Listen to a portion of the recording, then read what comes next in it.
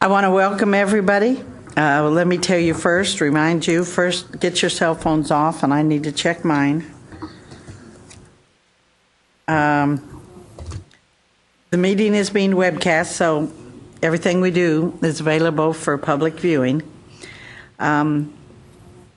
Today we have all returning members, no new member.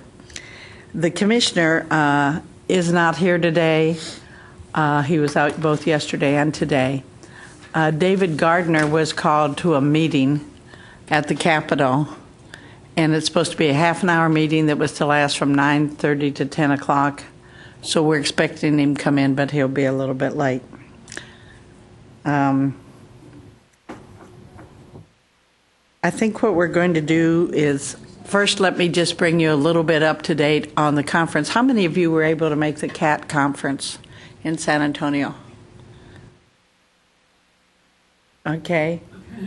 I'd like to hear from both of you, from the president's view, kind of what you thought. Were you at the previous ones? Have you been to previous ones? Yes, I was at the one prior last year as well, and I think the group stepped it up a notch. Jen did a great job of bringing some professional development to the presidents and trustees, and was very impressed with the work. Yeah.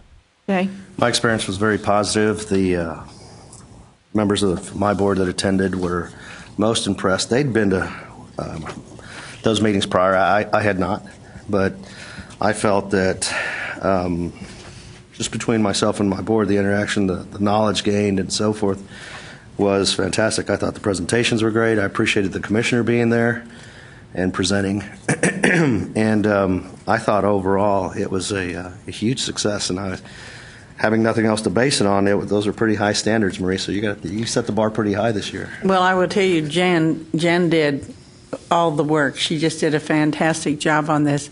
The previous year, I think we really had it stepped up from what's been going on more recently. We had I think, almost about double the people two years ago, or a year ago, excuse me, that we normally had.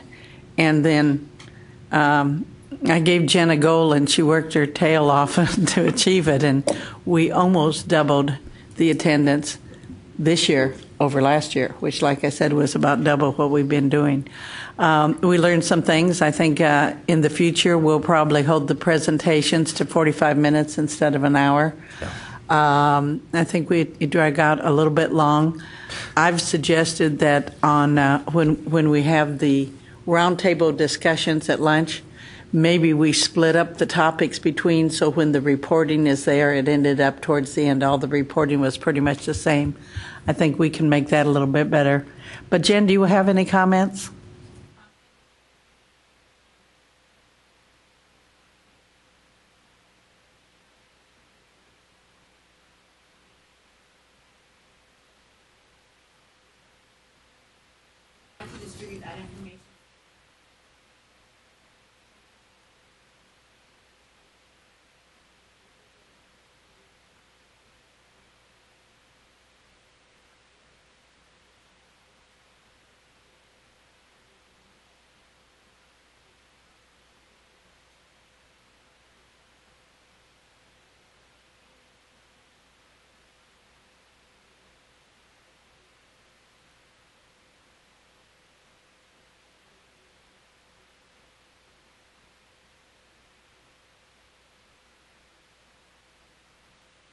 Well, thank you, Jen, for all your work on that. It was great.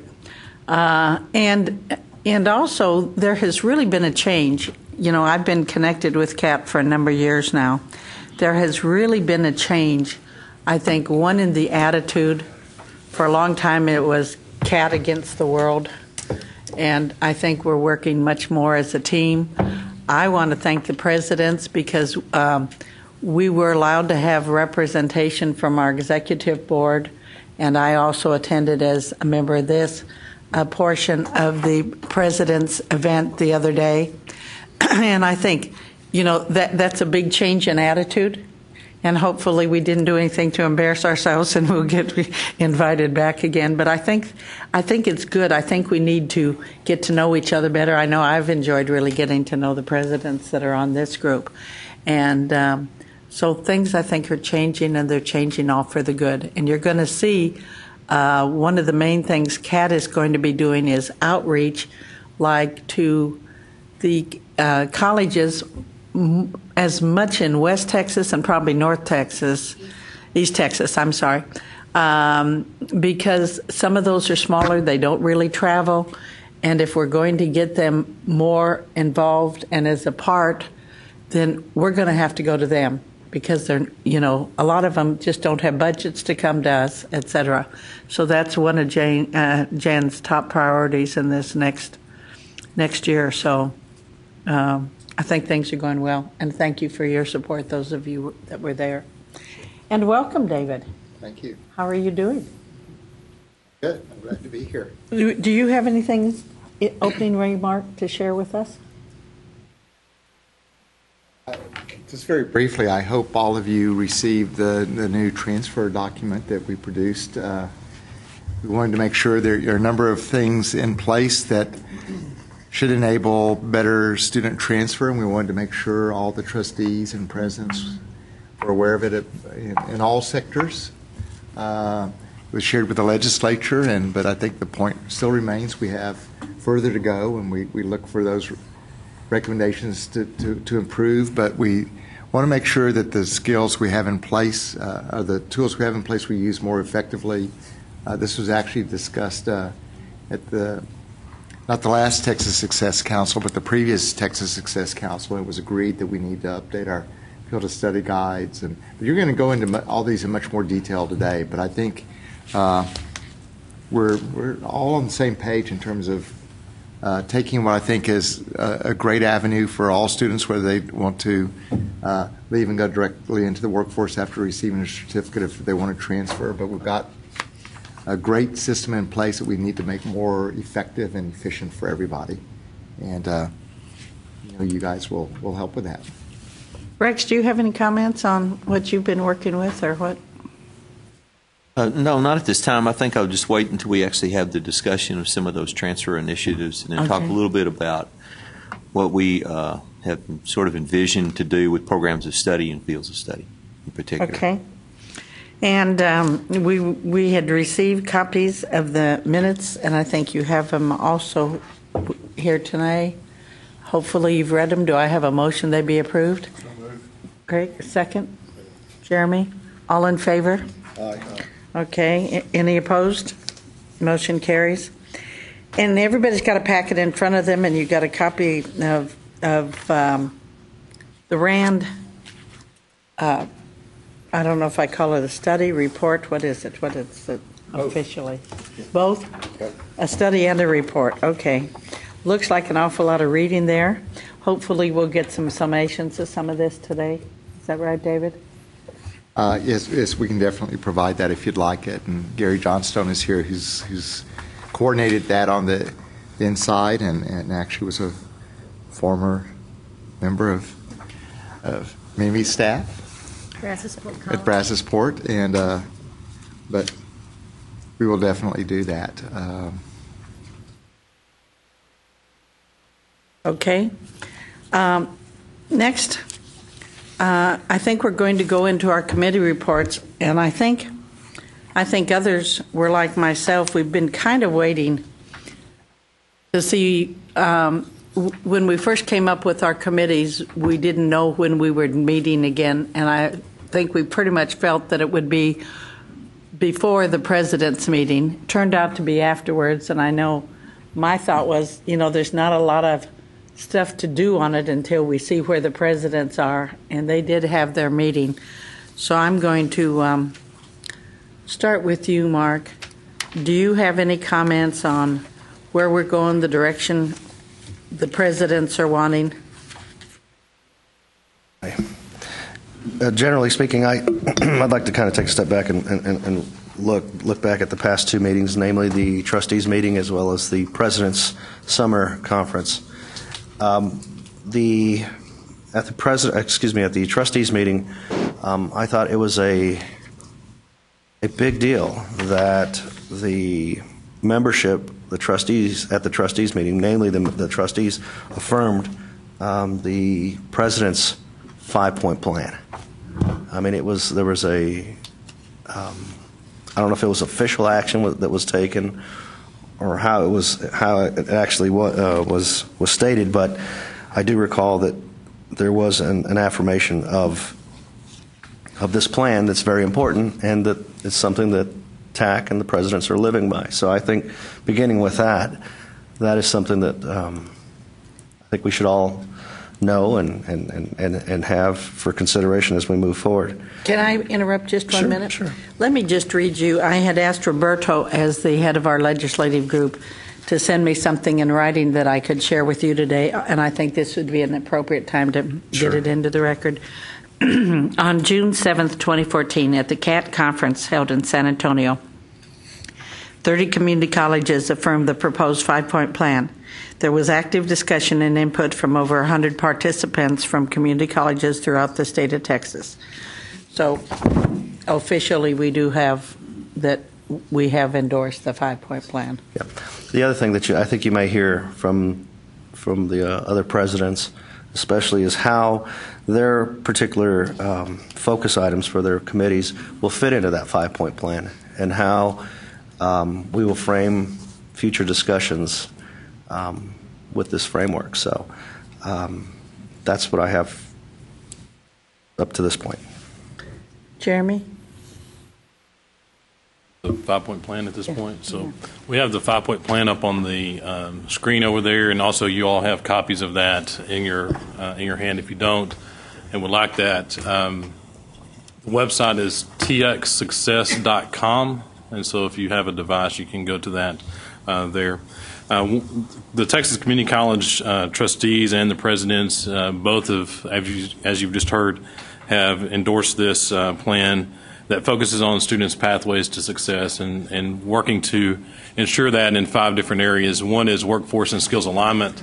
That's very critical for us, and our connection with the workforce is vital for us as a state moving forward, and you'll see the recommendations there that come out from a policy standpoint. Measuring and funding success, we've had a lot of collaboration with the coordinating board and discussion with each other about what we would like to see happen in that area, and we'll go through that. College readiness is a perennial issue for us, and the dynamics between students' readiness coming out of high school or joining us after being in the workforce for a while and then also moving on is important, and you'll hear us talk about that. Transfer and articulation, we have a report coming from staff today on that issue. There are some issues that we think we need to push a little further than currently are allowable in the legislation, and we'll talk about that. And then Texans and community colleges and the important work that we have left to do to make sure that we can move our state forward. So with that, I'd like to just go under each area and talk about those policy points that were agreed upon by the associations, unless any of you would like to add to that overview at this point. Okay. Hearing none, again, workforce and skill alignment. You'll recall we organized ourselves last time under issues that we thought were important to this group, and we focused on mission and then collaboration, House Bill 5, and student success.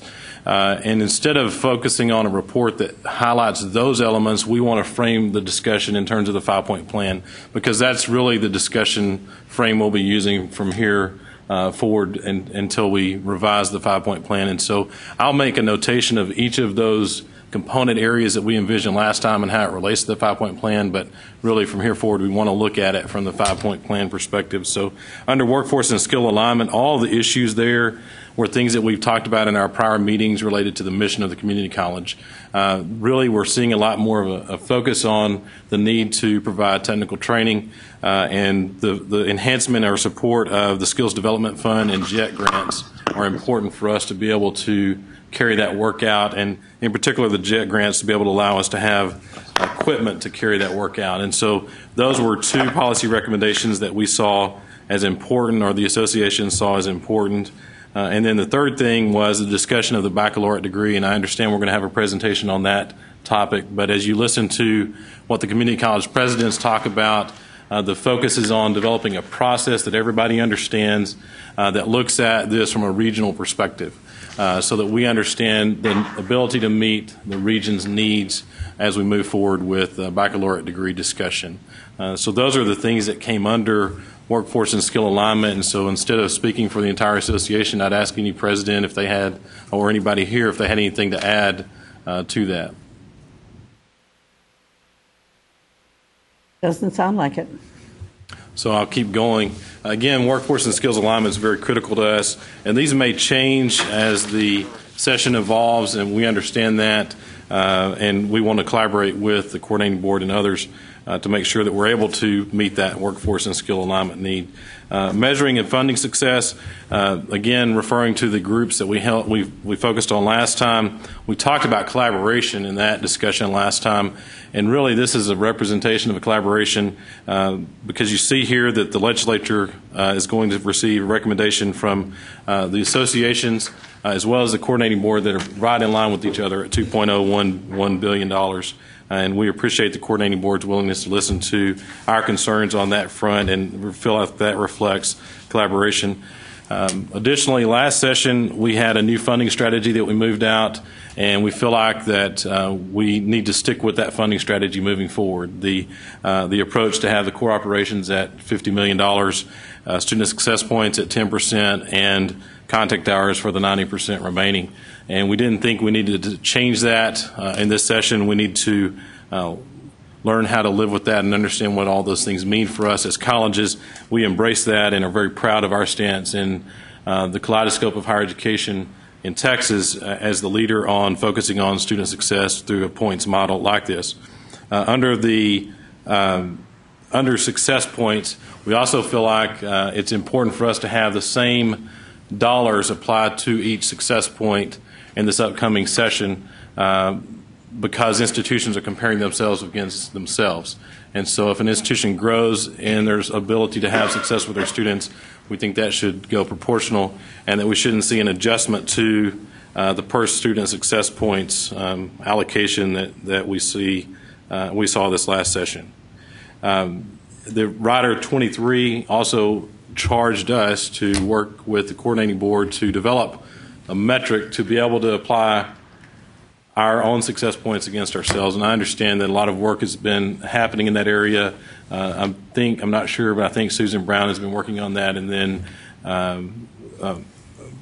Chancellor at San Jacinto College has been working on that. So my understanding is that has led to some enhancements of that process, and would like to see that continue as we learn how these points affect our institutions and affect our students and their ability to succeed. So with that, I would entertain any additions by anyone.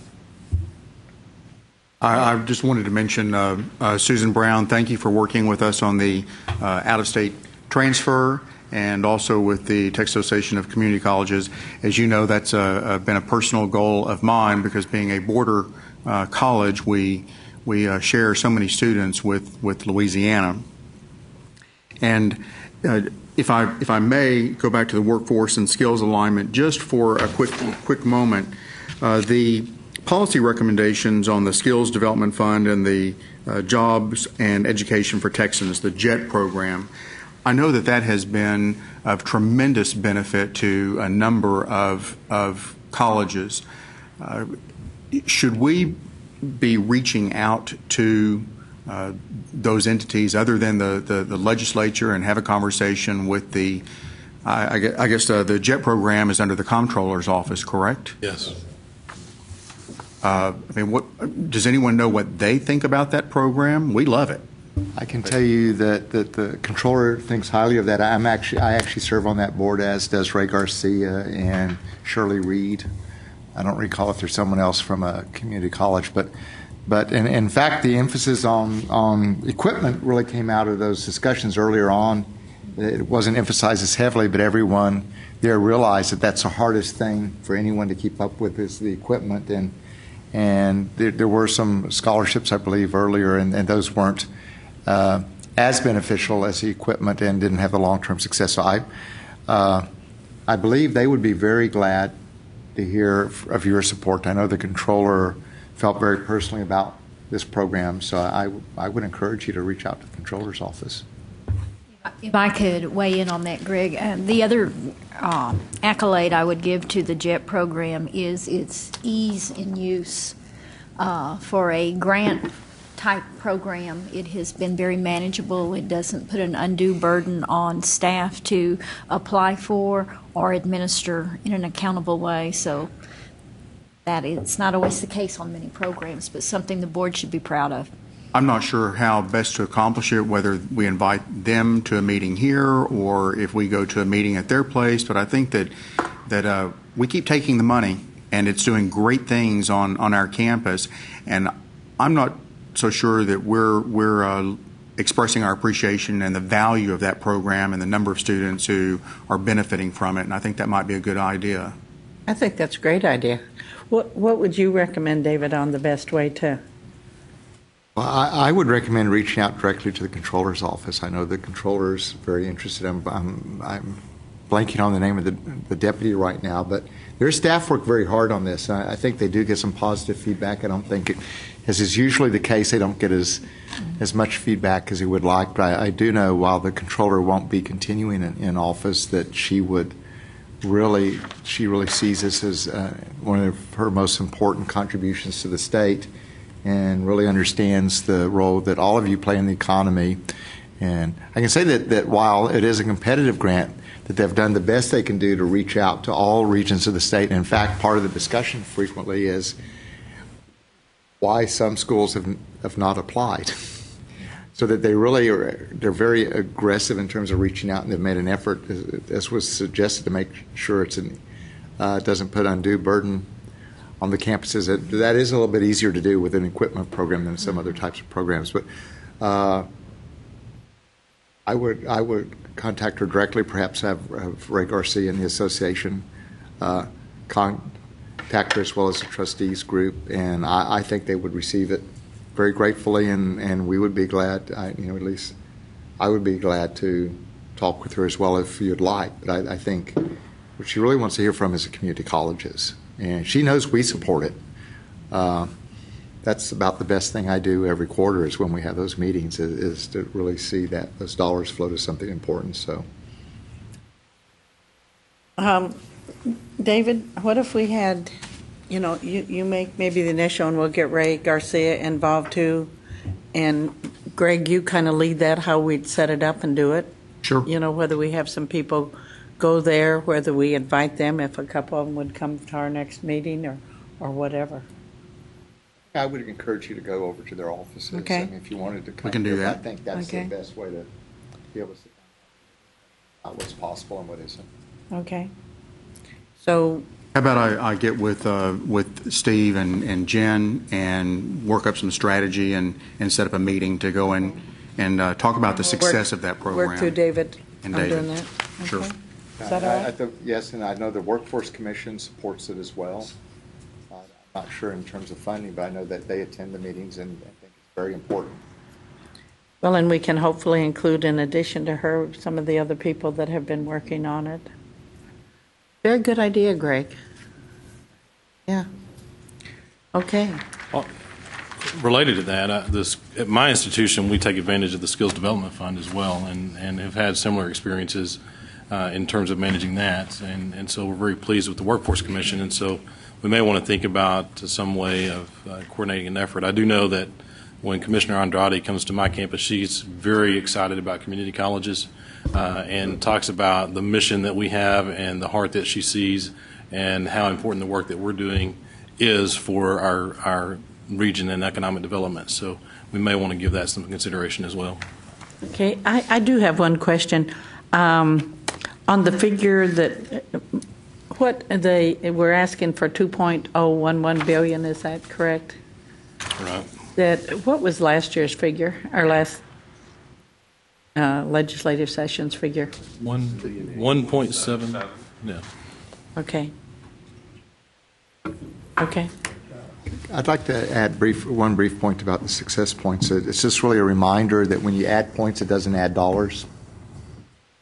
So every time you add points, it divides it up in different ways. And so I just would suggest that you really think carefully about whenever you add, additional points that you want to consider and how that will play out. And I know that Brenda Hellier is well aware of that, but I know there are at least 2 or 3 other areas that people would like to add points, and we don't have any objection to that. But I just want everyone to be aware is it's just dividing up the pie in different ways, and you want to be careful that you look at that and if it's being divided in a way you think makes the most sense. So your comment is really when we add points under the current 5 measurements, it will add dollars. That's what we're really asking for. But if we add a 6th measurement, that won't add dollars. That will Is not that add, okay?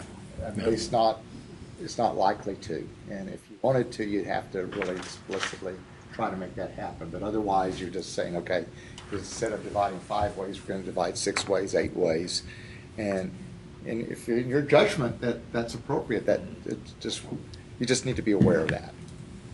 Is that in reference to the out-of-state, David? No. I mean, I see that's part of. We were supportive of that. Our issue with that was only The collection of the data. Yeah. What were you thinking of specifically when you brought that up?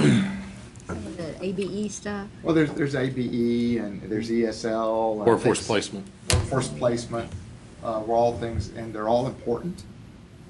I think you just have to understand that divides things differently, and as with other formulas, some schools do a lot more of that than others. So it will be more of an advantage to some than to others, but they're all important things. Those are things you have to work out and discuss amongst yourselves. I'm not trying to provide guidance on that. I just want to remind you that it doesn't add another. More programs don't add more money, that's right? That's right. At least not typically. Well, we'll change our strategy then. Less program. No. You guys judge that. Yes, I understand that. I just want to make sure. I do recall some discussion at the president's meeting that we felt like we knew that there were things we wanted to add, but we felt like we needed to learn about the system as it is now and live with that for now for some time to create some stability. But as we look to those things, that's a good thing for us to remember going forward. Sometimes it may be that over a period of time there'll be one point that's more important, and then in 6 or 7 years you may feel that you've really gotten to where you need to be at a different point to drive other things, and that's something you're in the best place to determine. So, David, the point, I guess, is that we're looking at 10% of the funding, however it gets divided, right? Right. However, the question is if you're measuring this against yourself and colleges become more successful, unless there's more money in that category, you've just gotten back into an enrollment-driven model. That's right. Right. That's an excellent point that you have to be careful of that. So the wording on that probably could use some clarification. Okay, Jeremy. Okay. So I appreciate that feedback. We'll take that back to the association and see if we need to make any changes. And Kat. Steve, do you have any comments on that? I need to use the microphone. I don't know if I do or not.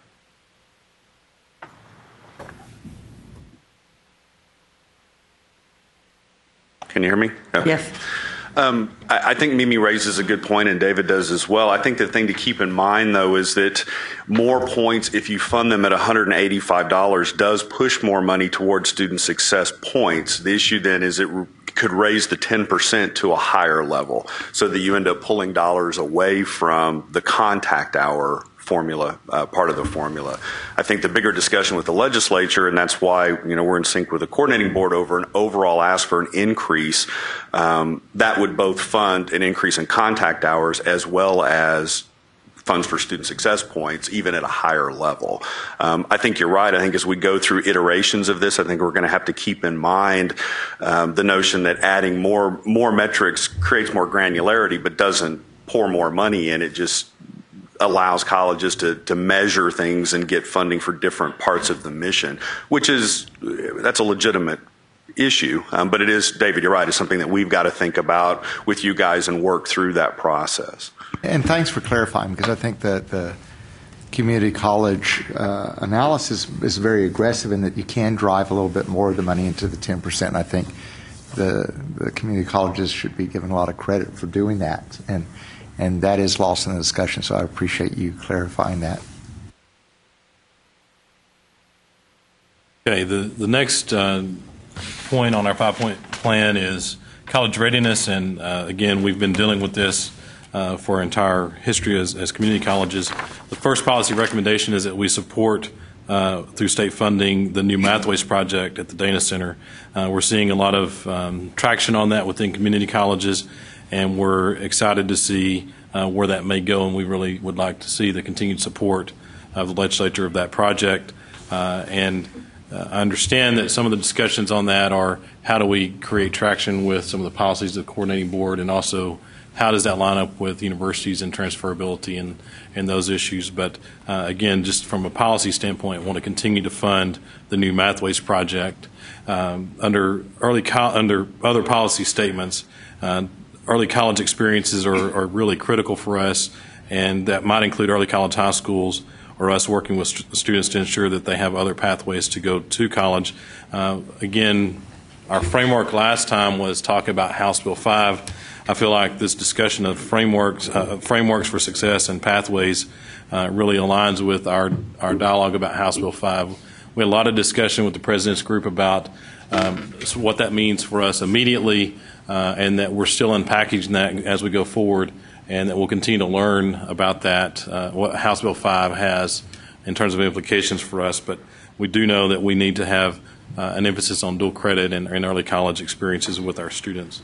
It's related to House Bill 5 as well is the issue of looking at ways to collaborate between community colleges and school districts, and how we do those things in line with what the legislature said. And so an example of that would be the new course that we're dealing with having to offer for students in their senior experience, and how we can norm that across our state, and how we might want to see those things coming to the front. So any issues on college readiness that haven't covered? I don't think anybody can. Okay. Under transfer and articulation, again, we're going to see a report of all the things that we're doing as a state to ensure that we have good transfer and articulation. However, we know that our students have more hours leaving us and more hours at a university when they have their degree. So we want to find ways to create a more seamless pathway so we don't see that happening, and so that our students can attain their degree in the most timely manner possible. And so the policy recommendation there is to require the use of a common course numbering system by all institutions of higher education going forward. So that follows in the bucket of our conversation last time about student success. And so that was something that I think has been a topic of discussion for several sessions, and I know there was legislation introduced last session about that, and so it looks like some of you have something to say about that. Now, all I would add is that utilization of the Texas Common, part of what we see is transferability versus applicability. And so that adds to the number of hours that a student that transferred with is whether the institution applies them to the degree or not.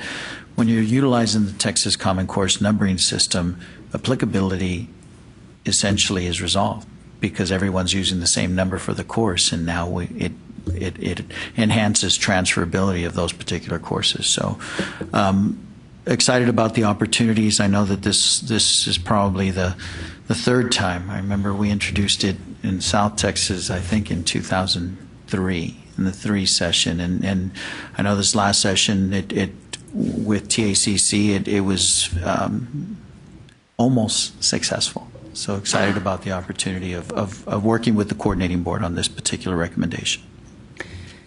Steve, how close did it come to passing last time?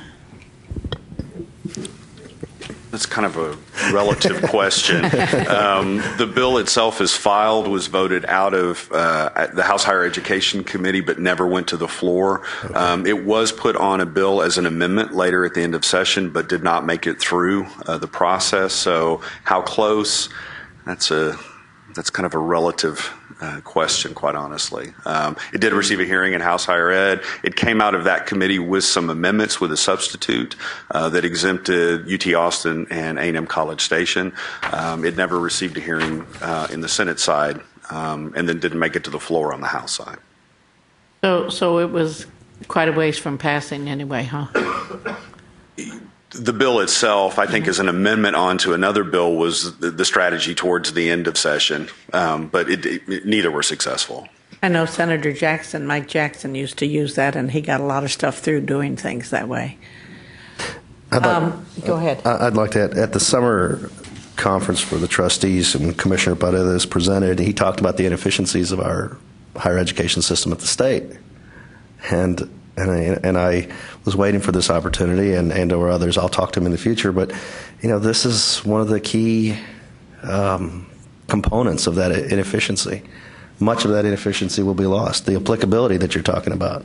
I get really frustrated when I hear from families who are transferring to a certain university with the assurance that when the acceptance of all the credits come in, but when the daughter goes into the College of Architecture there, loses a third or more of all the hours taken in their investment at Del Mar College.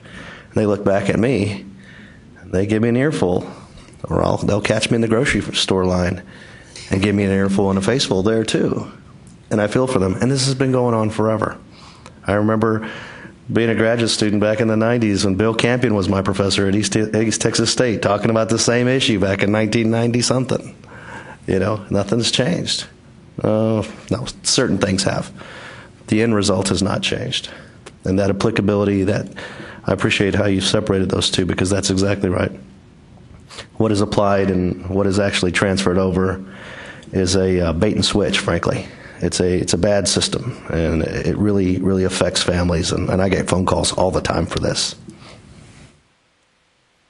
Yes, David?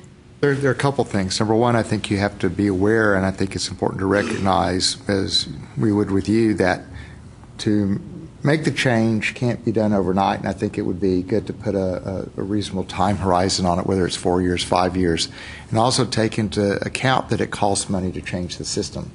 Just as when we started requiring grades in our reports, we got money from IES to reimburse you for the cost to your vendor for doing that. And there's a real cost here, and one has to recognize that. The other thing is, I do, and one reason we produced the report and wanted to talk about some of these other things together, I don't think accomplishing that alone solves the problem, because you still have the issue. It helps the problem. But it doesn't solve it, and that's why field of study guides are important. It's why the core curriculum completers are important. I know you were talking about some other things, but I think when you put those two together, and students complete those two are guaranteed, and we can enforce that. When they finish that field of study guide, if they complete one in management, the universities are required by law to accept every one of those courses. But right now, as you've seen from the data, very few students finish the field of study guides. And talking to the Texas Success Council, it was believed that those need to be updated, and we're committed to updating those, and we're committed to expanding them. But we're also committed to reviewing new programs when they come in to make sure they match that, because there are a large number. I've done some searches on the internet, and there are programs in the field that their programs don't fit with the field of study guide, and we can't enforce that when they don't. So all these things together work, and this is a significant goal on our part as well. We share the goal in terms of transfer and articulation, and we'll work with you on that. But I just want to make sure it's a complex of these things, and I think this is just one of the tools. And you obviously understand that. And I just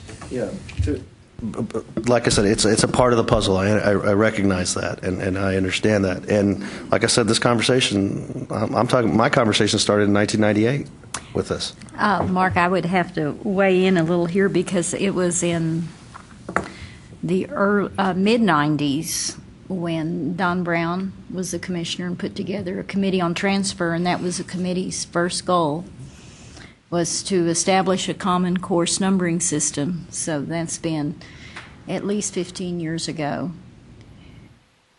And I understand that money's involved, but most of the mandates we get involve some type of money, and right now the money that's being spent is by the students. So I think that we cannot forget the importance of this.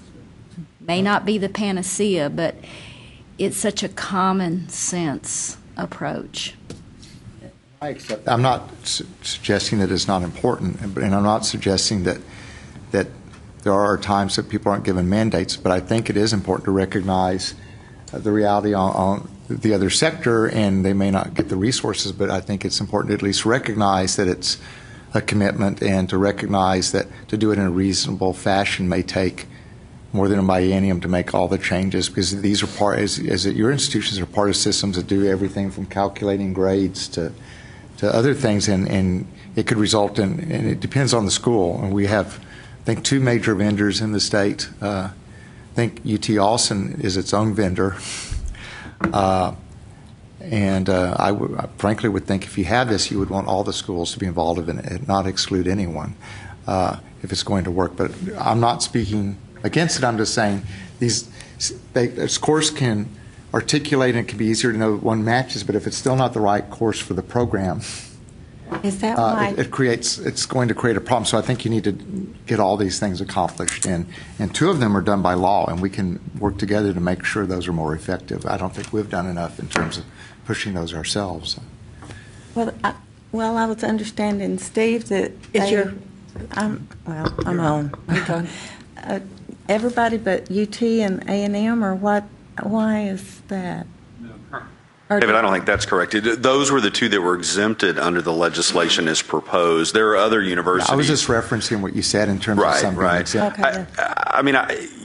So those 2 were exempted specifically. The other thing I would point out, David, is as filed, the bill did create a process to allow institutions over a period of time to make the adjustment. And I think clearly we all recognize you can't just flip the switch and make it happen, that you would have to build in a process for those institutions to go through. And please understand, I'm not saying this isn't a good idea. I'm just saying I've been around since Don Brown was here, as you know, and I've been paying attention to this as you have, but I do know that alone won't resolve the whole problem, and I think ultimately you're wanting to resolve the whole problem, which is the cost of students, the efficiency, and I think we need, all these are tools that are important, and it doesn't, sometimes you can only force one. Two of these are really up to all of us to make work, because the legislature's already adopted them, the field of study guides and the core curriculum completers, and we just need a way to make those more effective, and to try to make sure that more than 2 or 3% of the students who transfer have utilized one of those tools. David, will you explain what those 2 are as a board? I'm sure the presidents are all aware of it, but as a board member, I'm not really sure what you're talking about on the 2. These are part of our agenda coming up. Okay, so we'll do that afterwards. The core completers isn't included. Okay. We can talk about that. Okay, all right. And the other thing, too, in our discussions, you've shared with me that the coordinating staff and stuff sees that this is important, that we get this ultimately done, right? Sure. I think the commissioners acknowledge it as well. Well, my comments isn't to say it isn't a good thing, an important thing to do. My comments is to say, if you do that, there's still more work to be done, and that will help. But we need to make sure, as with the tools we already have, we're not completely utilizing 2 of the tools that are in place, and I think they can largely help. I know the association is talking to some extent about whether students should be required to have a degree before they transfer. Well, when you put together the core completer and the field of study guide, that's pretty close to someone completing a degree. And those are tools that are in place now by law, but most students aren't utilizing them fully. And we have the data, and it may be, Rex has suggested to me that more schools may have core completers and field of study completers than we know, because you just may not be reporting them to us. I encourage you to, because we can do analysis with that, and if it looks like something is not happening with the universities, we can follow up on it if they're being reported to us. But as it stands now, it looks like a tiny % of students who are transferring actually are completing either of those. I'm reminded of a time when I was young. My grandfather was a farmer, and he said you always need the right tool for the job, and we always had a hammer and a screwdriver, and I needed to cut a board, and I've cut boards with that, but it didn't work too well. So we need more tools in our toolkit. And so I think this is really, we know there are more tools, but this is the one that we're saying, of all the tools that are out there, we're not going to talk about any other tools. This is the most important one. 78% of community colleges 78% of baccalaureate graduates have some community college experience. So this would affect 78% of baccalaureate students, and only 2% come from field of study. And I agree that's a tool that we need to expand upon, but it's one that could have a great impact and could help us solve the board a little quicker. And this is your legislative agenda, which is different than the larger issue. And I think together we work on the larger issue. And I think the Success Council, I essentially asked, if this isn't important, tell us, and we will not. But they all agreed, at least at that meeting, that we need to work, especially with the field of study guys, and update them, and that it's an important tool. And so we're working on the assumption that it is. And that's in addition to what you're doing. And we don't need legislation for that. I think we're in agreement. I'd like to ask the presidents, are the students aware of that? The field of study, and that they can get easier transfer into it? Counselors? Start with you. William? I don't know, Chair Flickinger. I mean, that would be a question that we could survey students on with regards to if only 2% of transfers are utilizing it. I doubt that there is knowledge that is a possibility. When things work, students don't come back and say they worked. When they don't have a course transfer, whether it be through dual credit or traditional pedagogy or on campus, and they go and they transfer to the university, and mind you, in El Paso, not really an issue for us in El Paso. Great relationship between UTEP and El Paso Community College, but I've worked in other sectors of the state where it was a significant issue, and not just locally, but going to institutions outside of the area and to the flagships as well. Mike? Oh, I'm sorry, Greg? I would say that when we first worked on the field of study, they were well publicized. They may be less well publicized now. I was surprised to hear about the 2% number. And I think that it varies from discipline to discipline. Our music faculty are very much aware of it, and as they advise their students, they use the field of study as a guide. Go ahead. I would echo what Greg says. It depends by how the applicability again to the certain department, to the various departments. Certain departments know that it's very useful to their students as they transfer, and so that's been my experience. But and I also have seen what Will says, and that a few years ago there were some things when it was newer and the concept was a little hotter topic out there. Things were being used more. I think it has since the topic has cooled down, frankly. I don't have any data on it. My assumption is that they're used minimally at Brazosport College. I think that's the same case for us, but it is program by program music, certainly. And really those stacked programs where you really need to make sure you're in the right track is where we see these being used. And I think it's very helpful to work on field of study in those particular areas, because if we don't, we get students farther behind upon transfer. And so that's really what seemed like to me what those were initially designed to fix as the problem. So I think that's a good tool, but how do we move it to the other programs that are not so stacked in those lines, or when they are, let's develop field of studies for those. Well, sometimes don't you think the students they don't know what path they want to go, and so when they see the counselors, maybe they can't give them enough information that maybe, I don't know if that would, what we could do to resolve that.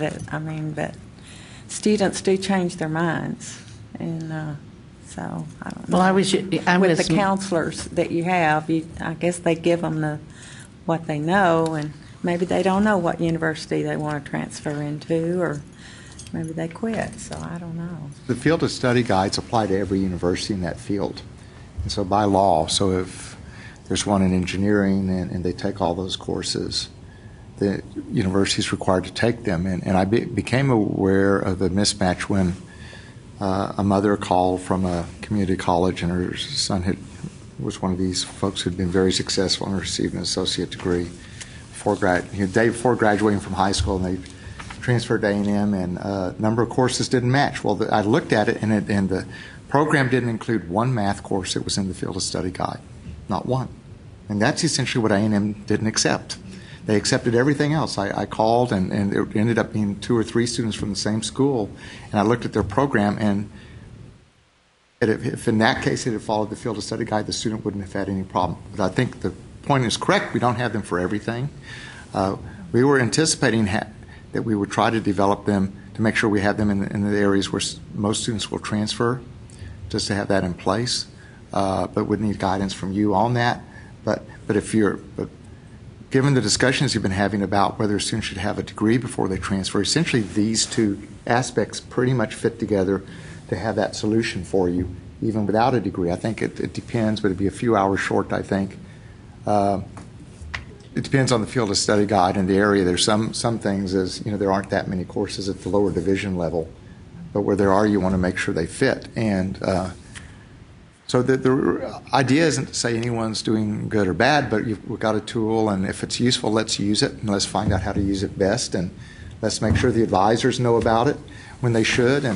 And we do know, I was told that when meeting with our staff meeting with some nursing deans, that they were asked how many of them, their nursing programs fall to the field of study guide. Not one of them did. Not one. And so, and the reason I asked the Texas Success Counselor, if these aren't useful, there's no need to develop them.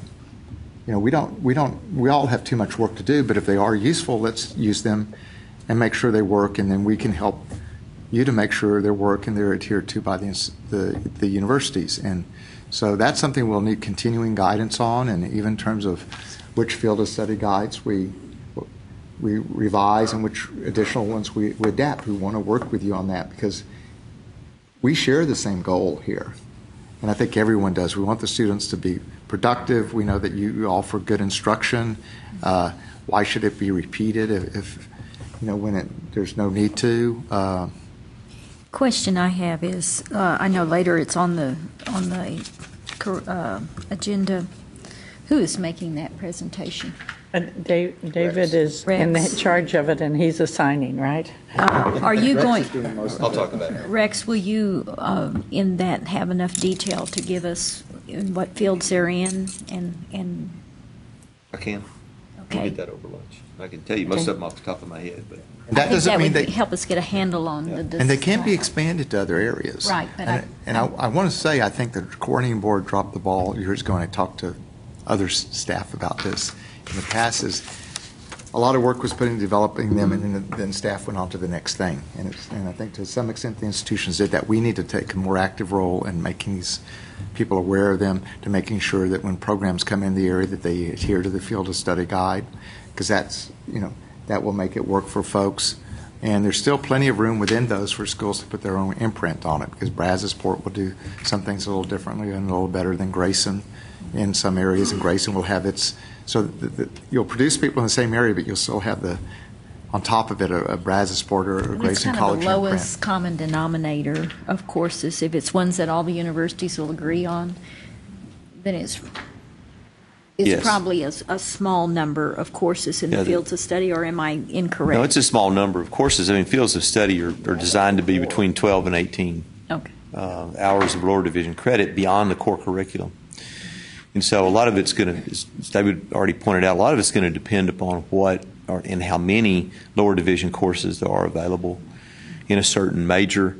I think part of what's happened here is that all of the fields of study are now several years old, and they need to be revised and updated. And so part of it is and I know this has happened in nursing, is that curriculum that was built into that field of study is now kind of gone by the boards, and that needs to come back.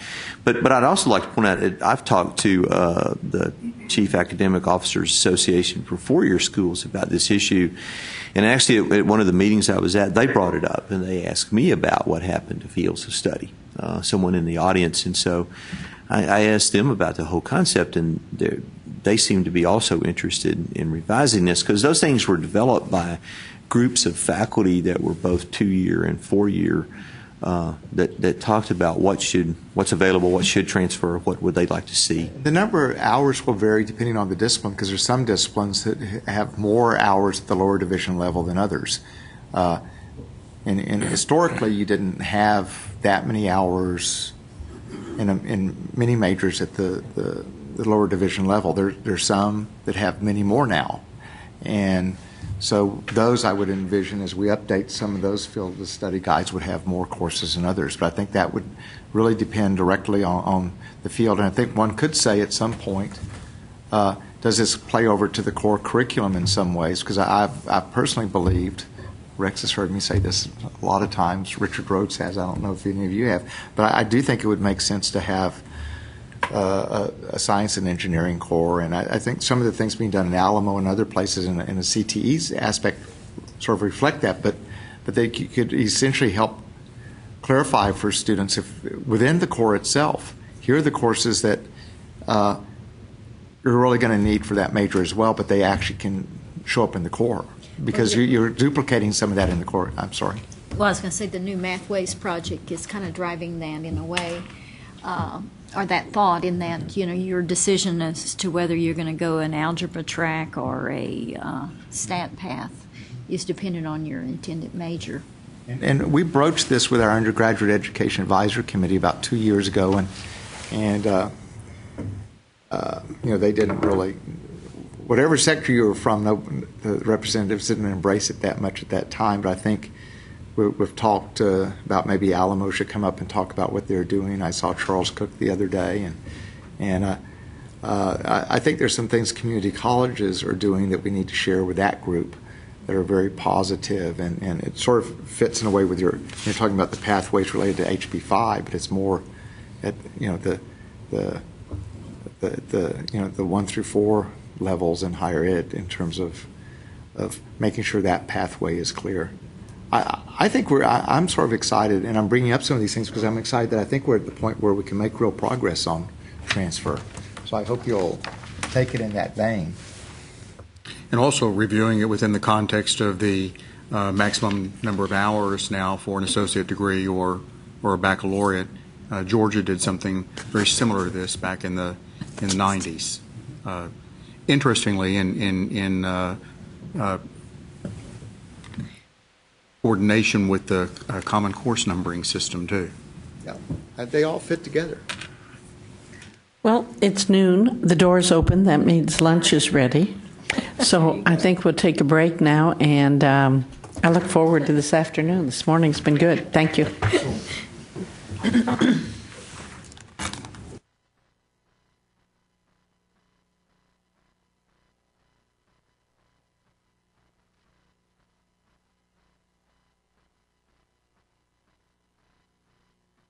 Okay, welcome back.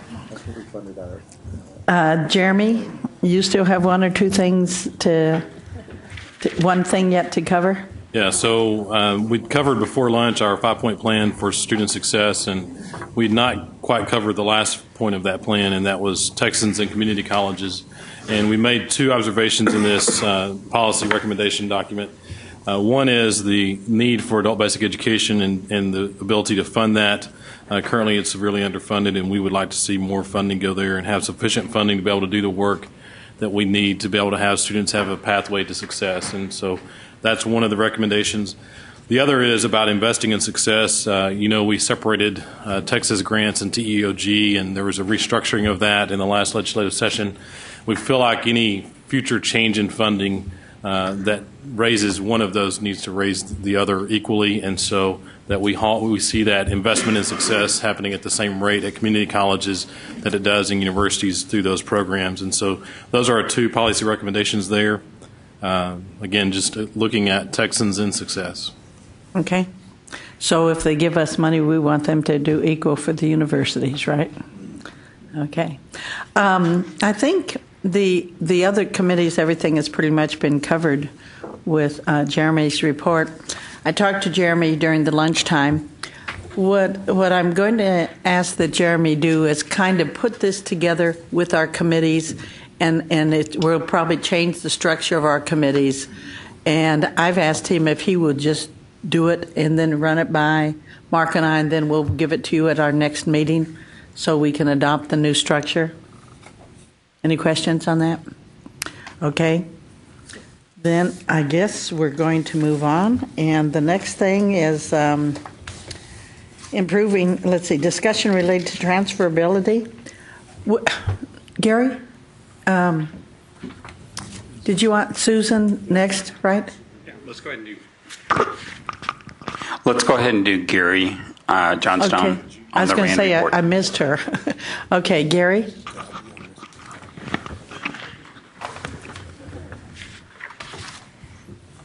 So Gary's talking about the RAND report. The RAND report. I just want to clarify, since it's not on the agenda, no votes can be taken in this report. Yes. We will take no votes on the RAND report. And everybody does have a copy of the RAND report. If you don't, let David know. I know some of you are probably very familiar with this report and the study that was done. It was started, we started looking at this last summer, a year ago. And in the fall, the board made a decision that we needed some additional assistance in doing the study.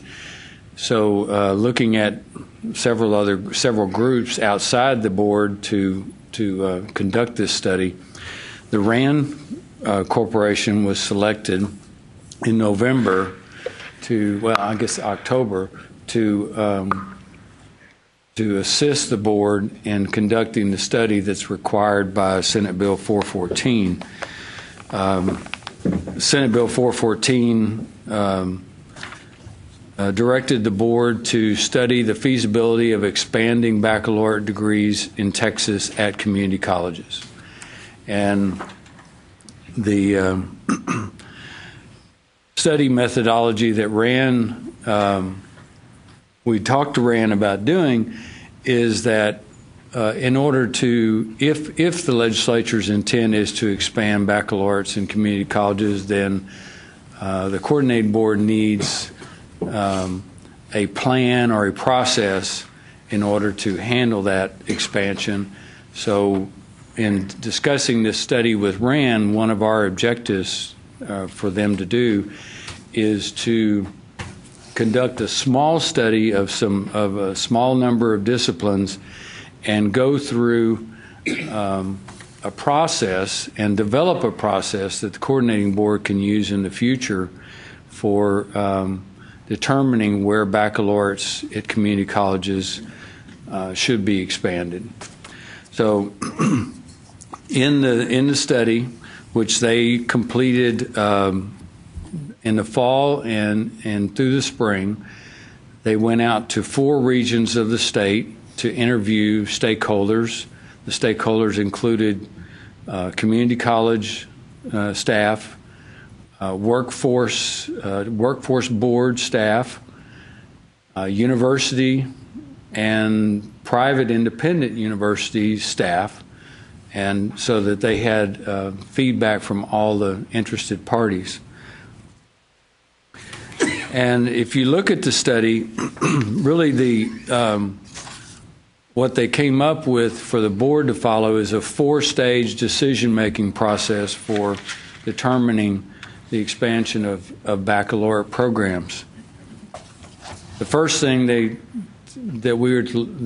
looked at was what are the fields with workforce needs, and which one of those fields would a baccalaureate degree or some coursework above an associate degree be required to meet the workforce needs? Because as you know, there's many careers where an associate degree is the desired degree for that program, for the employer. And then they would decide if a baccalaureate degree is required to meet workforce needs, what is the existing supply of baccalaureate degrees in the fields, and is the workforce needs being met with the current baccalaureate programs? And again, that decision point, if it's not being met, and there are additional applied baccalaureates that are needed to meet workforce needs. What is the best approach to meeting those needs? Is it by partnerships between community colleges and universities? Is it by the universities expanding their current applied degree programs? Or is it to expand the applied baccalaureate in the community college?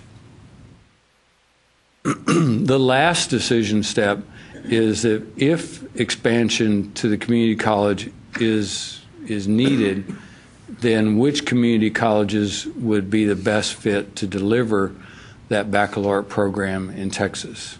So that was the objective of the study, and in order to, I guess, go through a trial run of a study, we asked the RAN group to look at nursing, which was required by the legislation, and to look at 4 applied fields that were selected through a balloting with the community college presidents. We sent out a list of all the degree fields that we felt like fell under the applied science category, and the top 4 were selected in computer and information technology, management and fire science, management of production and operation technicians, and health information technologies.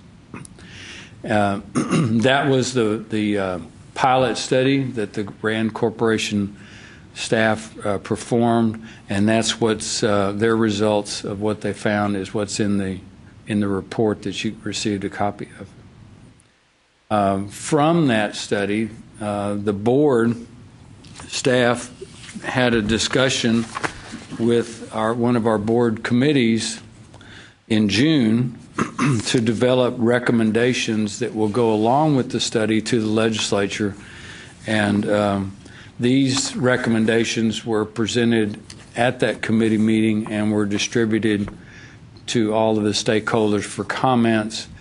The comments are due back by tomorrow at the end of business, and we have received some comments back on the recommendations that staff will be presenting to the board July 24th.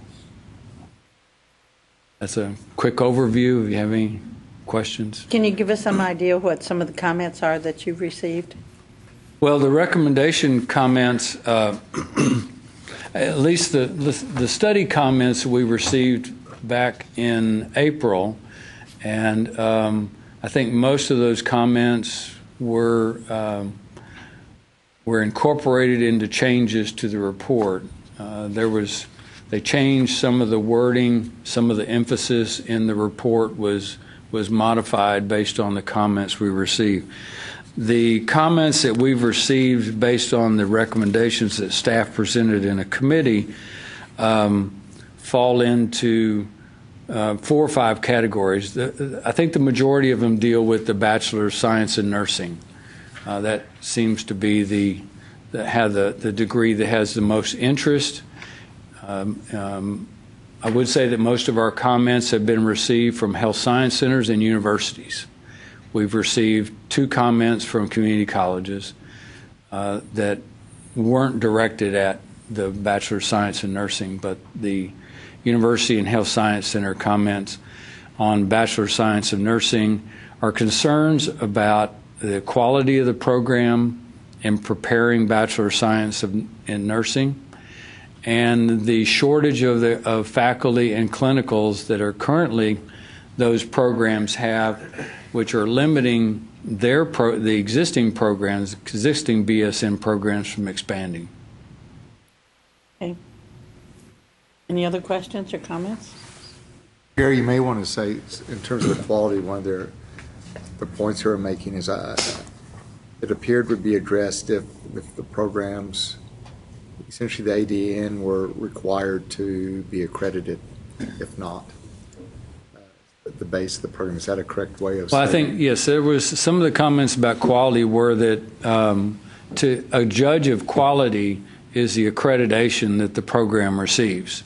And there are 2 national accrediting bodies for nursing education, and the suggestion was that the programs, the initial licensing programs, which are either an ADN or a BSN, should be required to have national accreditation. Yes, Jeremy. Look, a question, are universities required to have accreditation for their baccalaureate programs? They're encouraged to, and if they're not going to seek accreditation, they have to submit a rationale with their baccalaureate proposal. So it would seem to me the same application, the same rules should apply to both sectors. And we have in our recommendations said that we would apply future program reviews on the same criteria for general academic institutions and community colleges. The staff made the same point in its discussions yesterday afternoon. That seems fair. You know, one of the specific recommendations was, in the field of nursing, was to look at the RN to BSN program as the option. And I think that makes very good sense because for two reasons. One is it really is a good way of maximizing faculty and clinical resources, which are scarce commodity. And it provides for the other recommendation that you start with an associate's degree and build on top of those.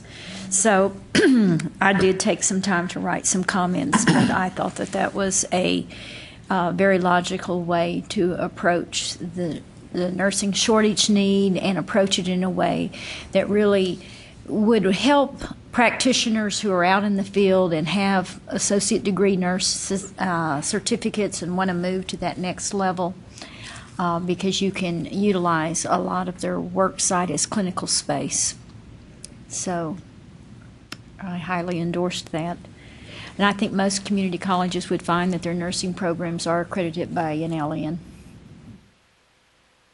And Gary, you've given us each the staff recommendations on this. So. And there may be a little tweak given what we just said based upon comments. We'll have to see where the comments finish. And of course, this was presented to the board committee, but that doesn't mean the board, we don't know if the board will endorse the recommendations as presented. So we will know, I think, about the same time you do. How do you present the comments when you go to the board? Well, the board will receive copies of the comments we receive directly. If whatever form the comments were delivered to us, we'll make copies of those and send to the board. We'll also create a summary of the key points in the responses and address how staff has responded to those comments. I'd like to add one note. If you look at page 4 of this document, it talks about the process where it's recommended that each biennium we would study 3 to 5 new disciplines to consider for the baccalaureates. And I just wanted to, if you'll note in bullet 2 that we see that we'd like this council to play a role in helping us to narrow those fields. So we would survey all the community colleges and we would come to you to say, are these the most logical ones to study this biennium? Madam Chair? Yes. Just a comment with regards to the conducting of the study and future studies, and I was pleased to see Dr. Gardner reference page 4. It seems that the study left out probably the most important stakeholder of all, students. And the students that have gone through the community college, the 3 existing community college baccalaureate programs, to learn why they chose those particular baccalaureate programs, what employment it provided them. We're leaving out an entire segment of a constituency that's probably the most important constituency, the students themselves, that are looking at these potential programs and the expansion of these potential programs. I would hope in the future that RAND and other organizations that conduct studies would make sure to interview students and graduates of these particular programs. I like that. I think students are important, but we've found in the past that almost all surveys conducted of students will say for every program we should have it. And if you look at the subsequent enrollments, it doesn't reflect those surveys. So we will be aware of students, but what we're looking for is the job market. in these cases, and the job market does reflect usually the need, and then as part of our role is to make sure that the students know about that. But we always pay attention to the students. As you know, we track every one of your graduates in terms of whether they're working or not. So existing programs, the problem is with new programs is not quite as clear. And I think we always need to work more on that. I'm sorry. I didn't mean to interrupt, but I wanted to build on what Dr. Serrata said, because I think the voice that you miss with the students is, or at least what we've found from having been in the baccalaureate granting business for close to a decade now, is that the students would not have gone for a bachelor's degree anywhere if that opportunity wasn't there. So it's not a matter of should we have the program. I think the voice you miss is, did it open a door that wouldn't have been there? And on Closing the Gaps initiatives, where we're trying to raise the number of graduates in certain categories, I think that's an important voice. That's a different kind of study, and I think we're convinced that these are worthwhile and valuable programs, or the commissioner wouldn't be recommending expanding the opportunity to deliver them. What we're talking about here is where are the programs that there's the most need for, in identifying those programs, and I think it always makes sense to follow up with the students, but that's a different piece of the analysis in this section of the report's talking about. If I may, Madam Chair. Yes. I'm going to become very interested in this topic as we move ahead, and I want to be aware of bigger and broader conversations. Does anyone have any input or perspective from the big systems? I mean, I understand, I see the breakdown of the schools, but how is it generally felt about? And I can see where it's basically broken down in here, but and I'm going to read it thoroughly. But does anyone have any experience with any of the four-year institutions and how they feel about this mission creep that's being stated in here? I have some. May I, Madam Chair? Yes, I have some direct experience with a UT component. A president contacted me last week wanting to come to Waco and talk to me about his notion of beginning to offer associate degrees. Now, I haven't had this conversation yet. This has been set up through staff. I don't know why he wants to talk to me, nor do I know exactly the scope of associate degrees that he has in mind. But I do think that expanding what's on the ground already is surely going to invite the notion of the traditional division of duties are now off the table, and maybe everybody gets to do everything. And now the last part of what I just said is conjecture. I haven't heard that from anybody, but I will, as an institution that hasn't been very involved in this because we're content with the credentials we have today. From the outside, I could see where that could be a possibility. So I just wanted to offer that up, and I'd be happy to, continue to let you guys know what I find out as this dialogue continues. I'm really curious to find out what this conversation is all about, but just FYI. How soon's your meeting? 2 weeks. 2 weeks? Mm-hmm. Okay. Any other comments? Any questions? Thanks for that. Jeremy? I want to make sure I understand this group's, I'll make sure I understand the proposal. Is it that the coordinating, that a community college would not be able to work towards an associate degree unless it had in fact been studied, and then as proposed here, well, we're to narrow the field at this table as proposed here, but if there's something that's unique to an area, that there's no way to short circuit that. In fact, there may be places, I'm not sure of an example of this, but there may be places in the state that have a unique need that would never rise to the level of all colleges saying it's worth the study, but it's clearly a need for a baccalaureate degree in that area. Is this the process? In other words, that one would never get to the table. Does my question make sense? I think what's proposed, it might not. It would depend on what that unique need is. I think what Rand discovered was that in some areas there are areas of the state where a program is needed, but it isn't perhaps needed statewide. It's possible, as the 3 to 5 disciplines that were studied, when they were studied, it might in fact identify that in your region or another it's needed, but it wouldn't be needed beyond, the area of 3 or 4 community colleges, just as you say. But the reality is, and why it's a smaller number is, if you look at applied science, the legislation called for studying applied science. That's well more than 1,000 potential areas. And the requirement was to really study need. You can't really do that. And so the response was working with the community colleges to say, here are the disciplines that we most need to study. And so I think what you'd want to do is, during that process, to really make a case. Every biennium, here's an area that should be included in the study. And I think Rex may have something to add. Yeah, I don't think you need to construe that as though the need then would have to be statewide in nature. Because and I confront this with program approval, because the need may be purely regional. It may actually only be local.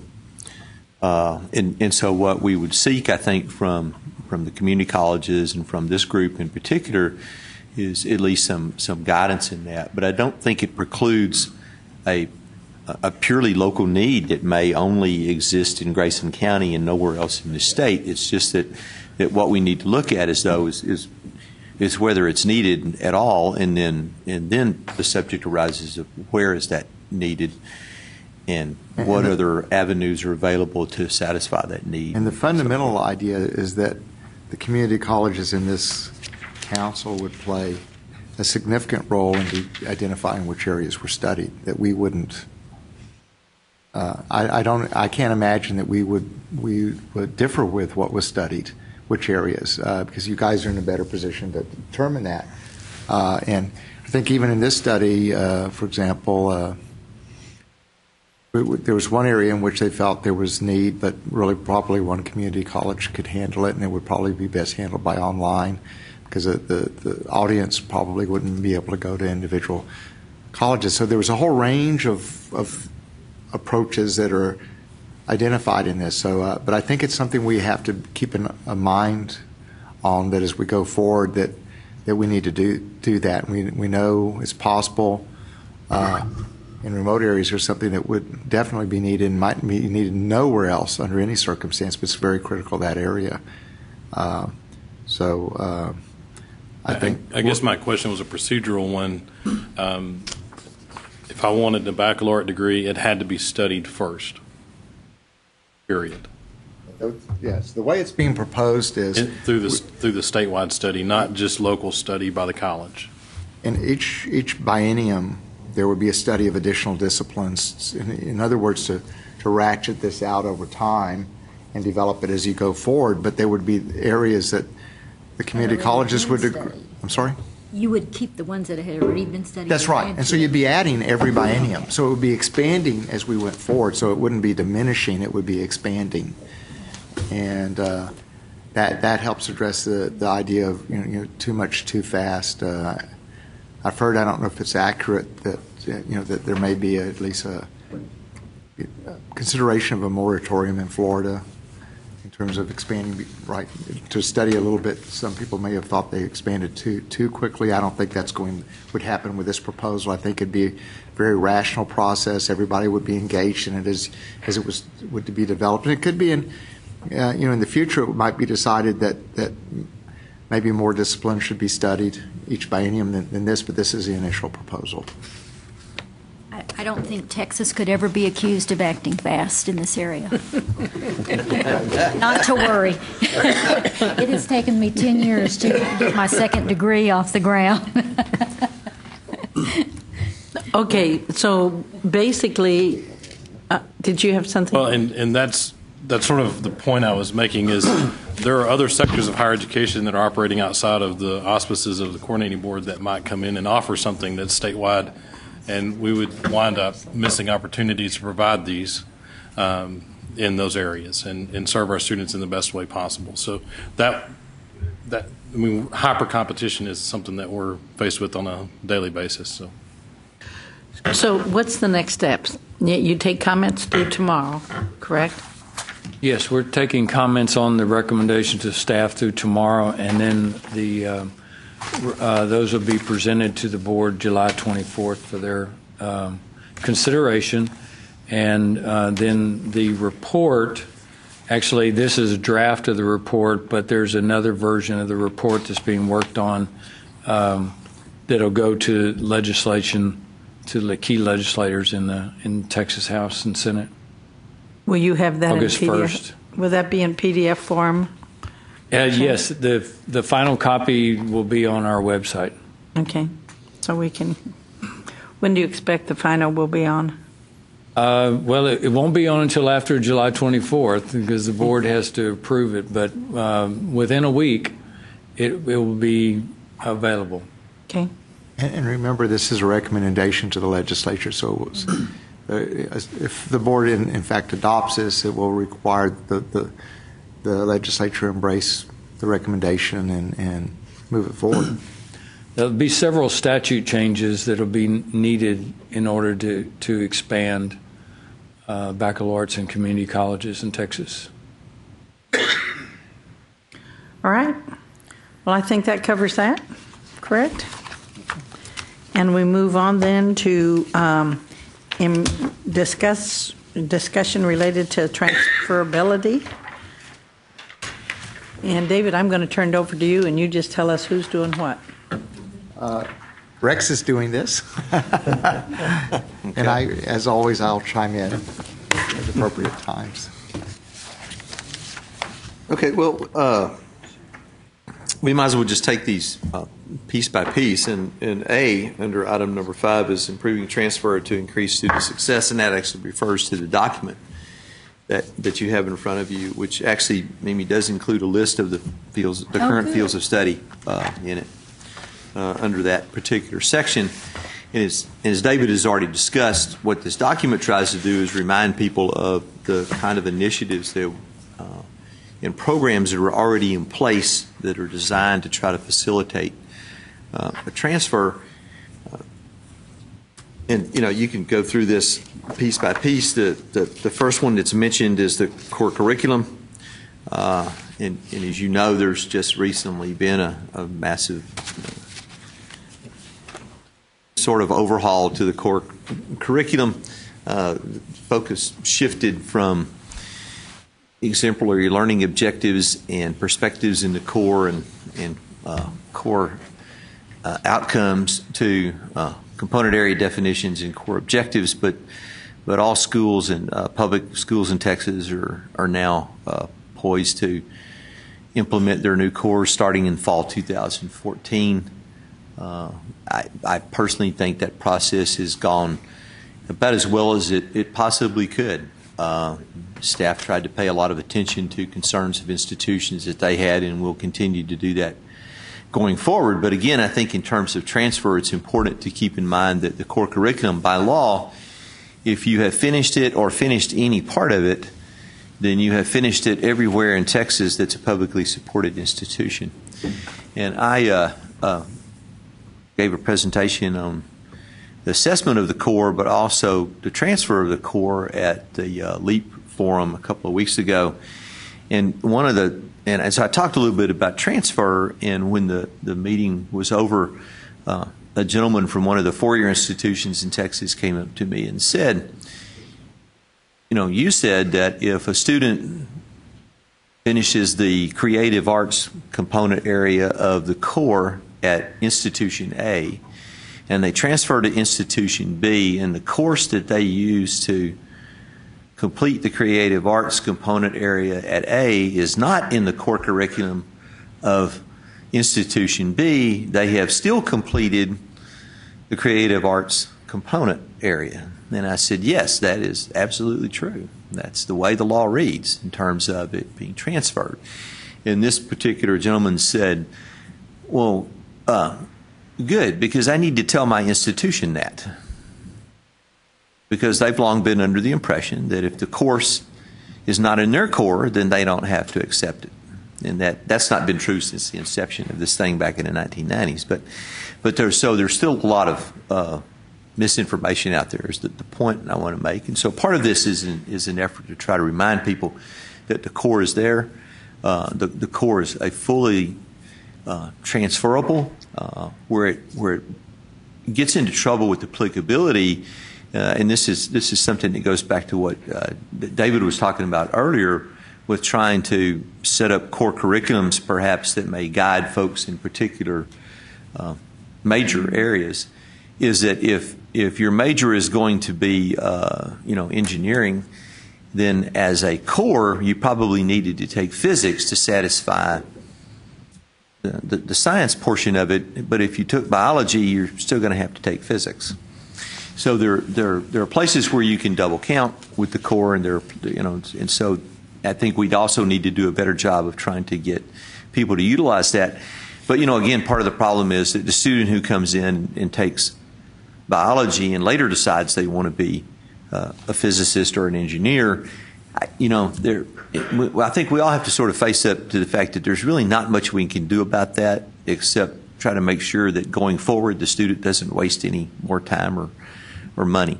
But for the student who changes their major or doesn't know what they're going to do to start with, the core helps in terms of being fully transferable and applicable as the core curriculum, but it may not help with particular major requirements. And so there's a little breakdown of the core there. I'll come back and talk about field of study curriculum and programs of study, and include that programs of study in that. But Associate of Arts in Teaching have long been around, and those are essentially that combination of core curriculum and field of study that was alluded to earlier, to actually create an associate's degree that is not only transferable but is also applicable to those folks who want to major in education or want to be certified to teach. And this is one of those places where sometimes, I think in all fields of study, part of it is that the two-year schools don't fully utilize them, and four-year schools don't fully utilize them either. There's some of both on both sides of this thing. But the Associate of Arts in Teaching degree is really one of those things that was designed as a way of trying to combine the core with the field of study to actually create a 60-hour degree that would be fully transferable and applicable. Reverse transfer, I'm sure you're all familiar with that, and that's the idea of trying to get credits taken at four-year institutions or at other two-year institutions, for that matter, back to a particular place in order to grant a certificate or a degree to someone. The voluntary transfer compacts, or as David talked about a little bit earlier, started in engineering, but they've now been expanded, and there's a list of those on the second page of that. I believe, or maybe there's not. It's not showing. It's in a paragraph. It's in the paragraph. It's in there. Yeah. But at any rate, when we talk about fields of study, the voluntary transfer compacts are just that. They're voluntary. And they tend to be lists of courses that schools have agreed to offer and other schools have agreed to accept. And so in that sense that they work very well for students who are willing to follow them. And for those institutions that also make their students aware that they exist, and the institutions that are also a part of those voluntary compacts. I worked with some of this at Midland College a little bit when they first came out, and we actually developed a pretty good relationship with Texas Tech, and they worked in terms of students taking courses at Midland College that were part of that compact and then transferring to Texas Tech and their engineering schools in particular. But as they stand now, they are voluntary in nature. And there are some other things. We've talked about the Texas Common Course numbering system. And again, I think it's important to point out that the Common Course numbering system is often partially used, at least by four-year institutions. There is a matrix available out there that's updated on an annual basis by both 2- and 4-year schools that talks about what their equivalents are to Common Course numbering system. There's no doubt that it would make the life of registrars and probably more importantly advisors a little bit easier. As I sometimes tell people, if you're an advisor at a 4-year institution, then generally you're responsible for advising for the 4-year institution that you're in. But if you're an advisor at a community college, you wind up trying to be an advisor to those 5 or 6 or 10 major transfer institutions that you have, and that gets to be a lot to try to master, and particularly when students are not necessarily sure which one they want to go to or which one they'll be accepted at. So I'd just like to echo David's comments earlier that I'd certainly agree that the Texas Common Course numbering system, if used by all 2- and 4-year schools in Texas, would actually alleviate some of the issues that are involved in transfer equivalency and in the equivalency of applicable courses and that kind of stuff.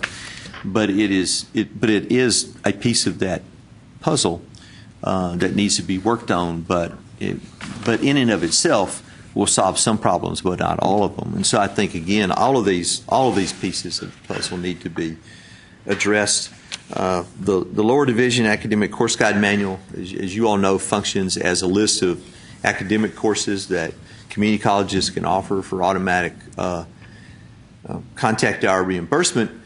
The other piece that's just sometimes forgotten is that courses that are identified in the academic course guide manual are also then supposed to be transferable to 4-year institutions as well. And I think that sometimes gets lost in the message about we can offer these for contact hour reimbursement without any question, but the more important piece of it for transfer is that then 4-year institutions on the other end are supposed to accept these and transfer, and again, as much as they can, apply those to degrees. But I think for a long time we've often talked about transfer and applicability and used those as synonymous terms when they're really not. As someone on the ACGM committee once pointed out when I served on it, everything transfers but not everything applies. And I think 2- and 4-year institutions have both, 2-year institutions have been guilty of saying to students, yeah, everything transfers, yeah, that course will transfer. 4-year institutions have been guilty of saying, oh yeah, we'll accept it and transfer. And neither side focusing enough on the applicability of those courses. And so I think one of the major changes that's taken place in the last few years is that more and more institutions, both 2- and 4-year, are focusing more and more on that applicability piece of it and trying to help solve that. And I think the Learning Outcomes Project is, David mentioned that faculty were initially resistant to this idea. I will freely admit, well, maybe not freely, but I will admit that I was one of those who was highly skeptical of this project in the first place. But after having watched it in the first round, and particularly as it's matured, and we're doing several more of them this summer. In fact, there are more courses that are going through this process now.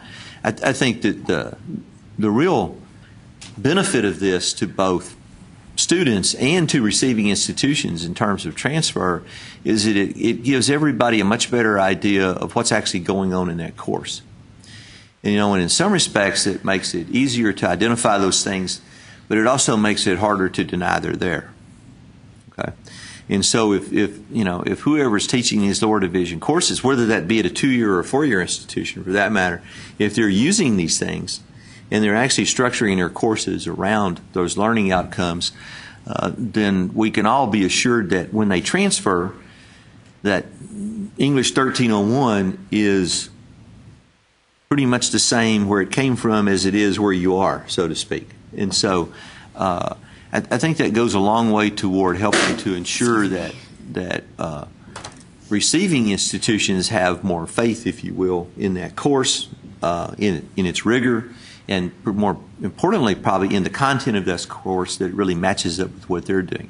And I think that's an important piece of this, to make sure that there's always that dialogue between sending and receiving institutions about what is the content of these courses, and is your course really like my course? And I know that on an individual level, institutions do this all the time with receiving institutions. I mean, they're called articulation agreements.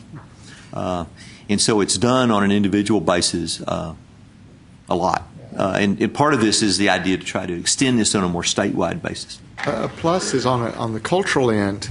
Over time, you're building up a relationship between community college and university faculty by a subject area where they're developing a better understanding and respect for each other. We saw that through the tuning process, and as you continue this over time, you build a larger and larger base of people who, the commonality is they love their discipline and they care about their students. And so that clearly doesn't get at the thousands and thousands of faculty we have, but it's not the biggest outcome, but I think it helps over time. And we've seen in the process, I think, a greater collegiality build between the faculty, which I think is very important as we go forward.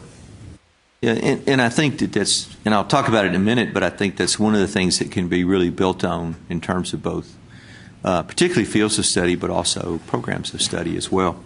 And the last thing I'll mention before talking about fields of study and programs of study a little bit is the Texas Tuning Project, which goes to what David was just talking about, and that's this idea of actually bringing faculty together to talk about what it is the students should know, what are the expectations of a student in Economics 101 that then goes into Economics 102. And that's a grossly simplified example of this, but the idea is what is it that we want students to know at the lower division level to be successful at the upper division level? What is the expectations of those groups? And the Tuning Project is that, and the fields of study in some respects is a combination of those sort of compacts, but also the tuning effort as well, to really get 2- and 4-year faculty together to talk about what are the expectations of students. What is it that we want them to know? If I'm going to teach upper division, I'm a political science major, if I'm teaching upper division courses in interest group course, for example, what is it that I want students to come out of a survey course in American government knowing about interest groups that I can then build on at the upper division level? And what are those expectations? And there's also, are those expectations realistic? And I think we saw a lot of this with the development of the college and career readiness standards, where when you get both sides together, there's also a lot of discussion about, we know what you expect, but we can't do all of that necessarily, or we can't do all of that well. And so there has to be some trade-off then between the two groups, but I think it does build that kind of collegiality, particularly between 2- and 4-year institutions that you would probably see in a 4-year institution within a department anyway, where they, among themselves, they always have conversations about the courses that precede other courses. They talk about these things on a routine basis within their own departments, and then how do you extend that across institutions? And the Tuning Project is designed to do that. Learning Outcomes is designed to try to do that. And hopefully fields of study as well. And the basic idea here is that I counted up the number of bachelor's degrees that UT Austin has and the number of bachelor's degrees that UT A&M does, and this is not a scientific count because I tried to avoid where they offered both a BA and a BS in a certain field, and I tried to identify different fields. And so in my quick look at this, I came up with 132 for UT Austin and 133 for A&M College Station. Those were the two institutions I looked at because I figured, they're the two flagships. They probably got as much as anybody out there does. But that gives you some sense of how many then fields of study there potentially are out there. And as David earlier pointed out, I think part of what happened with the fields of study effort in the beginning was that it was done with a lot of fanfare and a lot of dedication and a lot of work, and then it was allowed to lapse. And a part of that is because this is going to take time, and it's going to take staff. It's going to take being able to bring faculty together to facilitate the meetings between 2- and 4-year institutions to talk about these things. And all of that takes time and effort and money. And, and I would tell you that I don't see a lot of people on my staff just sitting around trying to find something to do. Okay? So some of this is going to have to be facilitated by having some more staff perhaps and having a little bit of money to deal with this. And so to that end, we've proposed some, that's an exceptional item. I'm still learning the legislative nomenclature in order to do this. But the essential idea would be to start with the voluntary compacts, because as David pointed out, you already have something that you can build on there. You already have faculty that have been involved in it. And so we sort of are making the assumption, but I think it's a reasoned assumption, that those faculty could come together rather quickly and turn those voluntary compacts into a field of study. And that would be a great place to start, and then look at those that are already on the books that need to be revised, and then probably begin to look at two things really, and that is what are most people majoring in that we haven't gotten to? What are the most problematic in terms of transfer? Some of those involve some of the so-called inverted degrees, like music is a classic example of that. Engineering is also one too, where if you're not really careful, you can wind up as a senior taking 15 to 18 hours of nothing but engineering and high-level math courses all in the same semester, which can be rather daunting for a lot of folks. I know probably taking one engineering class would be rather daunting for me, but be that as it may. And so, that in a nutshell, that's sort of the timeline. We're going to start with this in the fall in some measure. We're going to begin to look at those voluntary compacts and also the fields of study that we already have in place that are listed in the packet, and see which one of those and try to make some determination, and probably try to get some help from the field on this about which ones need to be revised, which ones are the most problematic for folks. It can be the most helpful in the long run. What are the ones that are the most helpful for students in solving their transfer issues as they move from one institution to another? And fields of study involve academic programs. Now, programs of study, and I'll let Gary feel free to add to anything that I don't. Gary Tomerlin, feel free to add to this anything that I leave out about programs of study. One of the things that Achieve Texas did was identify about 125 or so programs of study that deal with curriculum in high schools. And so what we hope to do is to build on that. We actually have a Perkins Leadership Grant out now with San Jacinto College to look at this whole endeavor about how do you take that program of study at the high school level and then have a seamless transition from the high school program, and this, by the way, applies specifically to career and technical education, and so then certificates in Associate of Applied Science, and how do you have seamless transitions from high school to community college or to the TSTC system or the Lamar Techs for students to be able to go from high school into post-secondary and either finish or move right into a certificate that builds on the programs of study they had in high school. Okay. And again, this is one of those things that at individual colleges across the state of Texas, this has been done in some areas. I mean, I imagine every one of your colleges has done this in one or more places, but how do you standardize some of that and make it easier for students? You may have heard this anecdote from me before, but one of the things that happened shortly before I left Midland College was I had a student come in who, for various reasons, wanted to transfer from Odessa College to Midland College in the ADN program. And after looking at their program and looking at our program, the best advice I could give that student was to stay at Odessa College and finish, because transferring to Midland College would have meant that she almost had to start over in the program, even though she was more than halfway finished with it. And the interesting thing to me that struck me about this was that here is a program that both of whom have the same endpoint. They both want students to pass the NCLEX exam so they become registered nurses. So the content of their programs was not very different at all. Right? In a lot of ways, they were teaching students the same thing. But the sequence in which they taught it, the semesters they taught it in nursing programs tend to be, you go first semester, second semester, third semester, fourth semester. It's a very lockstep program. And because of that sequencing was very different, transfer really wasn't in the best interest of that student at all. And so, programs of study, part of it is designed to try to deal with some of those issues as well.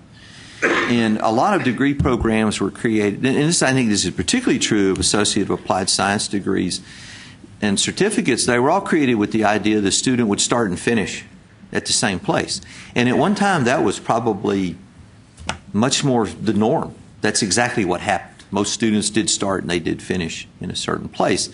But increasingly, students move. This particular student had some life circumstances that would have just made things a lot easier for her to go to school in Midland than it would have in Odessa, even though they're only 20 miles apart. But still, the best advice I could give was to stay in Odessa and finish your degree. What did she do? I think, as far as I know, she stayed in Odessa and finished her degree. So. Right. Oh, go ahead. No, go ahead. I just wanted to mention quickly one thing we found with the tuning process is we were obviously focused on the vertical transfer, but we found out from the faculty we had a horizontal transfer issue as well, whether it was from university to university or community college to community college or any variation of that. And that's why they decided on their own to identify learning outcomes for the courses, because they realized that they didn't even have that structured. And even in areas such as engineering, with a very strong accrediting group, they didn't, and what everyone would have thought before entering the meetings, everybody would agree what ABET required. Well, they got into the meeting, they realized that they didn't agree what ABET required. And so there's just all kinds of factors we have to work with. But the thing is, we have to make sure we're not daunted by that, and we work on it and make it happen anyway. And so I think the good news is we're making progress. The bad news is we still have a long way to go. And over the long run, what we really want to do is make this into a regular systematic process. I think a lot of the fields of study that were, as Mark pointed out, when they first came out, that a lot of people used them. There was a lot of interest in them. But they've gotten old and degree requirements have changed. And so one of the things that we need to do is make sure that there's a systematic, regular review of the fields of study, and where revision is necessary, then we call back in the faculty to revise those things. Rex, you said that early on you were skeptical about this change. About the Learning Outcomes Project, yes. Mm-hmm. What made you change your mind on that? Well, I think that a lot of, and even though I was administrator at the time, I still do every once in a while, try to think like a faculty member. And I think for faculty, there's always that notion of somebody's impeding on my academic freedom. Now, I'll be honest with you, I don't think most people really understand academic freedom. And most of what we think of as impeding academic freedom really doesn't have anything to do with academic freedom.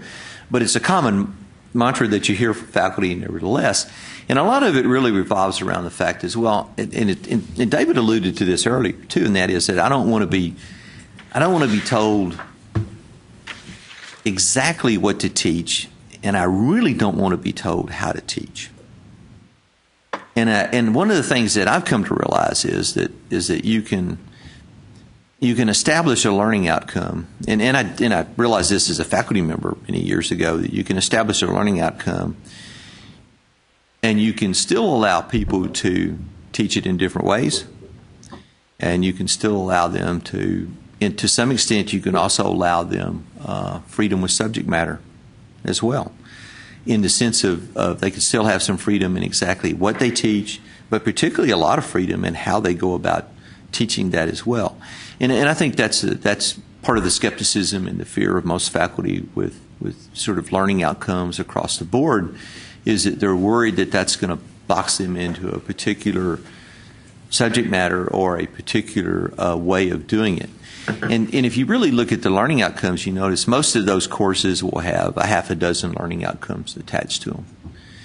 Well, as a good teacher, I can spend half the semester on a half a dozen learning outcomes that come out of the ACGM, and then a half a semester on another half a dozen learning outcomes that I think they ought to know about, or that may be more discipline specific or something, and kind of emphasize the areas that I want to emphasize. And I remember years and years ago, I got into a discussion this was when I was in the government department at ACC, and we decided that this is when people began to first focus on learning outcomes and assessing these things. And one of the things that we looked at was civil liberties and civil rights. Well, it turned out that my approach to civil liberties and civil rights is very different than one of my colleagues. His approach was historical. I mean, he wanted to bring them through the history of, say, the First Amendment. And my approach to it was to talk about what is the latest Supreme Court interpretation of what the First Amendment means. You know, and he spent a lot of time on the history. I spent a lot of time on what is the meaning of Supreme Court, you know, rulings and that kind of stuff. You know, but in the end, his students and my students both knew something about the First Amendment. And in a lot of ways had the same understanding of the First Amendment. But the approach was very different. Some of what we taught them was very different about it. But in terms of the learning outcome, we could, you know, it was clear that students had mastered something about the First Amendment anyway. And so I think once people realize that this is not going to really destroy the way they teach or what they teach necessarily, that it's okay. And a lot of faculty, I think, are really very interested, particularly in those courses where one builds on another, that they do recognize that it's important that you know, students in 101 actually have what they need to be successful in 102. So to speak. Any questions?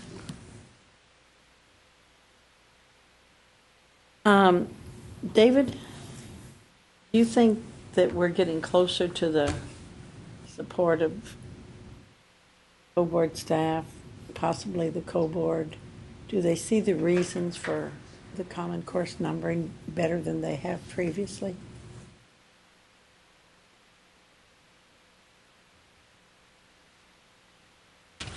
I think that the discussion with board members has been more on an individual basis. I don't think there's been any opposition to this ever, to my knowledge. I think it's just a matter of how do you make it happen. As Mimi said, you know, it's been on the radar here a long time. I think the association has done a very good job in the last 2-3 years of putting it back on the agenda. So a lot of this is about timing, we know, legislatively, and I think actually when I was downtown today that this was brought up. So I think you've done a good job with bringing it up with the people at the Capitol. But I don't see any opposition on our part at all. What do you see as the restraining forces? As with anything, it's change, and this is something that really is a lot of change in reality in terms of it's a lot of in the weeds work, and I think, and then part of it may even involve I haven't heard this come up, but part of it could even become just the culture of institutions that they're used to calling, that they know what a course number means, and they've been there a long time, and they use another course number, and they're going to have to get used to that change. So I haven't heard this mentioned, but I think it will even have some effect short-term in advising, trying to make sure people know the right numbers, things that you could say off the top of your head, you're going to have to say something else. I mean, aside from the technology part of it, there will be changes in that. There'll be changes in catalogs. There'll just be a wide range of changes, and so I think something that can seem very obvious in practicality is, but if it's a good thing to do, it doesn't get any easier. You have to start at some point and get it started, and eventually you'll make it happen. You'll get used to it, and people will know 1301 is what used to be 101 or you know, whatever their nomenclature might have been. But all change is hard. I mean, we know that. And the biggest impediment is tradition, is what I'm being told. Well, yeah, it's not so. It's tradition in terms of it's what they understand and are used to being able to explain to themselves, so they know what this course number means this at their institution. But you're looking at the greater good in terms of this course number means the same at whatever institution, so the student and all the advisors will know that. Well, it sounds as though you have it in place in terms of all your advisors understanding that, but now you multiply that by 38 universities and I've forgotten the exact enrollments now, 600,000 more students. And you have to be aware that it's not going to be an easy thing to do. I think that you just have to convince people that in the end it's worth it to do all that. Because it does have a lot of implications for record keeping. I was the task force chair, I think is what I was called, when the Common Course numbering system was first put into place for community colleges back in the 90s or whenever that was. And you know, and one of the things that everybody in the institution had to do was trace the course history of all of this. Because once you change that number, you know, you want to make sure that the student who took it as GOV 311A 5 years ago can now get credit for it under Government 230 GOVT 2305. And that sounds easy, but it is not necessarily so, and it takes a while. I mean, a lot of it involves getting out umpteen years of catalogs and just sitting there and tracing the changes in courses over time. And I can tell you that you know, having worked with you know, registrars over the years, you know, there's always a glitch somewhere about, you know, is this course actually equivalent to, and this is inside the institution. And now you're talking about trying to establish greater course equivalency across institutions. It's not impossible, but it takes some time and it takes some effort to do this. And a lot of colleges now have 2-year catalogs, so they're going to need some rather extended lead time in order to make this work for them, because, you know, they're talking about working on a catalog now that really is kind of set in place, if you think about it, for about 3 years.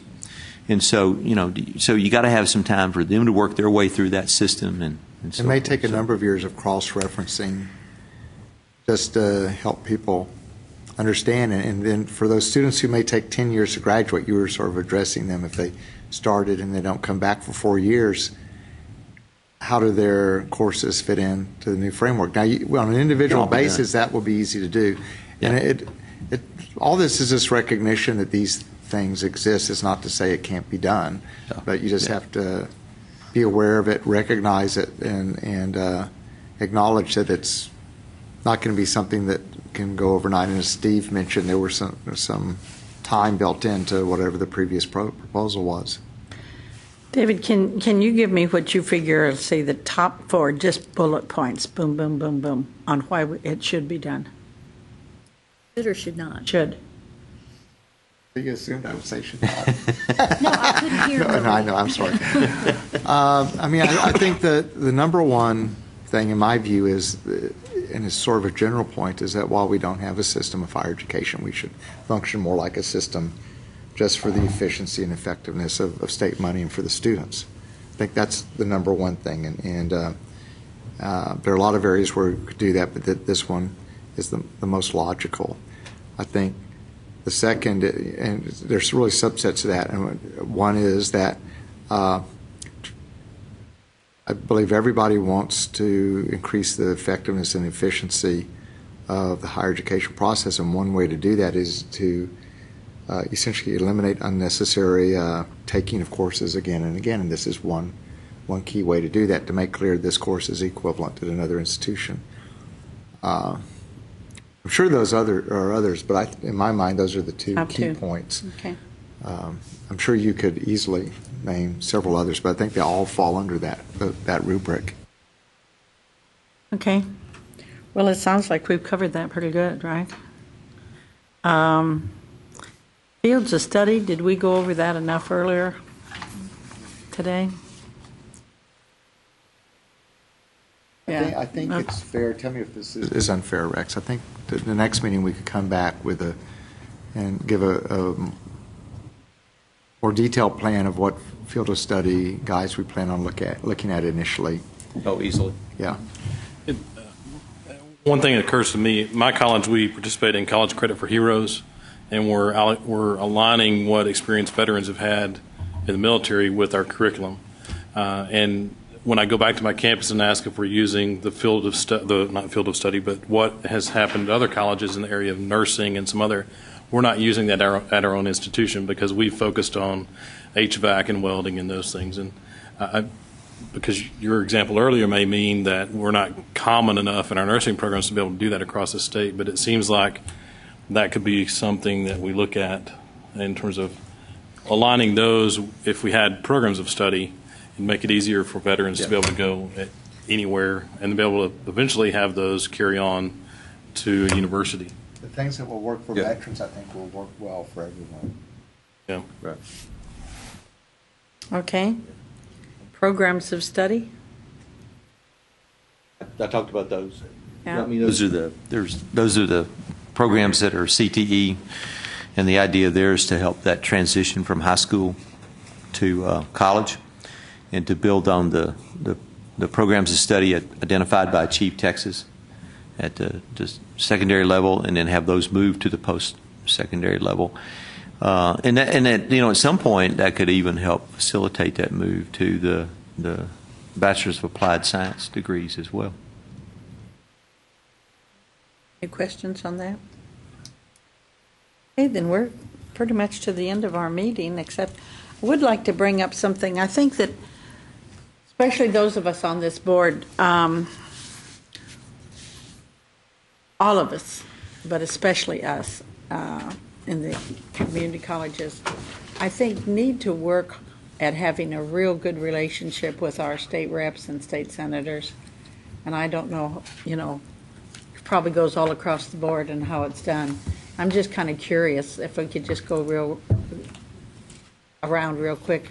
Do y'all usually invite your guys out? Do you have a relationship with them? Do you get to lobby them ahead of time? And what do you do? Oh, excuse me. Never lobby. Discussion and let them know the plans? Okay, thank you. Change that, sorry. Okay.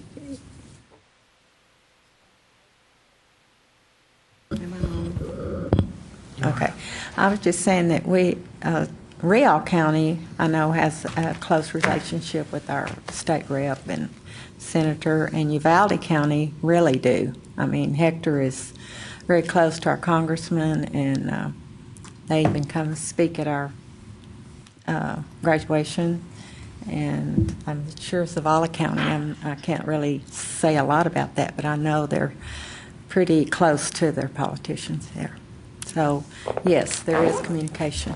Did you have receptions for them ever at any time? When they come in, if they let like in our part of the world, if they usually let the judge know when they're coming in to town. And yes, there is a reception. William? Yes, ma'am. We do meet with our delegation from El Paso on a regular basis, provide input with regards to the upcoming session, offer our services with regards to if they need us to testify, if there's any specific issue that they have a question on with regards to higher education, to let us know.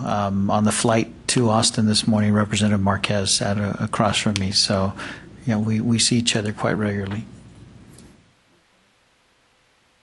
Yes, we too meet regularly, face-to-face, email, telephone, and then the East Texas colleges historically have collectively met with those representatives, senators that we have in common. We're active too. Yes, Chairman of the calendars, Todd Hunter, Representative Todd Hunter is a very close friend of the college, as well as Representative Abel Heredo. And certainly Senator Chuen Hinojosa is a dear friend of the college. So we were in very close contact with all three of our reps. Mimi? Very close relationship with our state rep, Dennis Bonin, as well as our senator. Long relationship. Same thing, except for one exception, not very long relationship. He's going to be elected for the first time this time. Yeah. Well, and I think we're probably going to see a lot of new faces. I was talking to somebody at the president's meeting, talking about, the relationship we have with our state legislators. And I says, we probably don't know who about a third of them even are yet today, because we've got the November election. But I think it's going to be extremely important, and not just for the presidents, but I think even more so for the board members to be taking a more active role in informing our elected officials on what the problems are and where we need the help. And I think that encourage your fellow board members, or in the case of the president, your board members, on the 5-point plan and help them know what it is we're doing. Because although we're working from two angles, we're working with the coordinating board, but at the same time we all have a working relationship with our elected officials. And I don't think it's against the rules, is it, David, for us to talk with them, share with them? As individual colleges. Yes, you can definitely do that. As individual colleges. Yes. And Madam Chair, I'll offer this. You know, TSTC doesn't join with TAC to do the advocacy yes. in Austin. But I've watched TAC do it, and they're really good. Steve is something else. But if your trustees do it, I offer you this advice. Consistency and repetition. Make sure you stick to the talking points, or you'll confuse them more than you'll help. Just offer that. Absolutely. Absolutely. Okay. The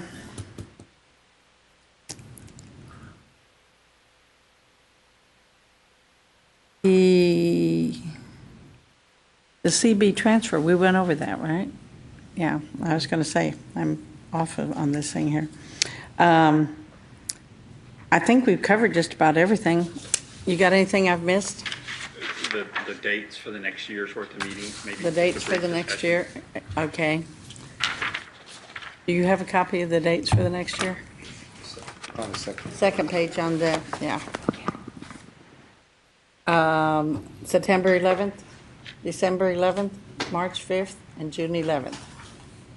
Those are all the same days of the, let's see, 3 of them. Are they all Thursdays? 3 out of 4 are Thursdays, and they're all the 11th? Okay.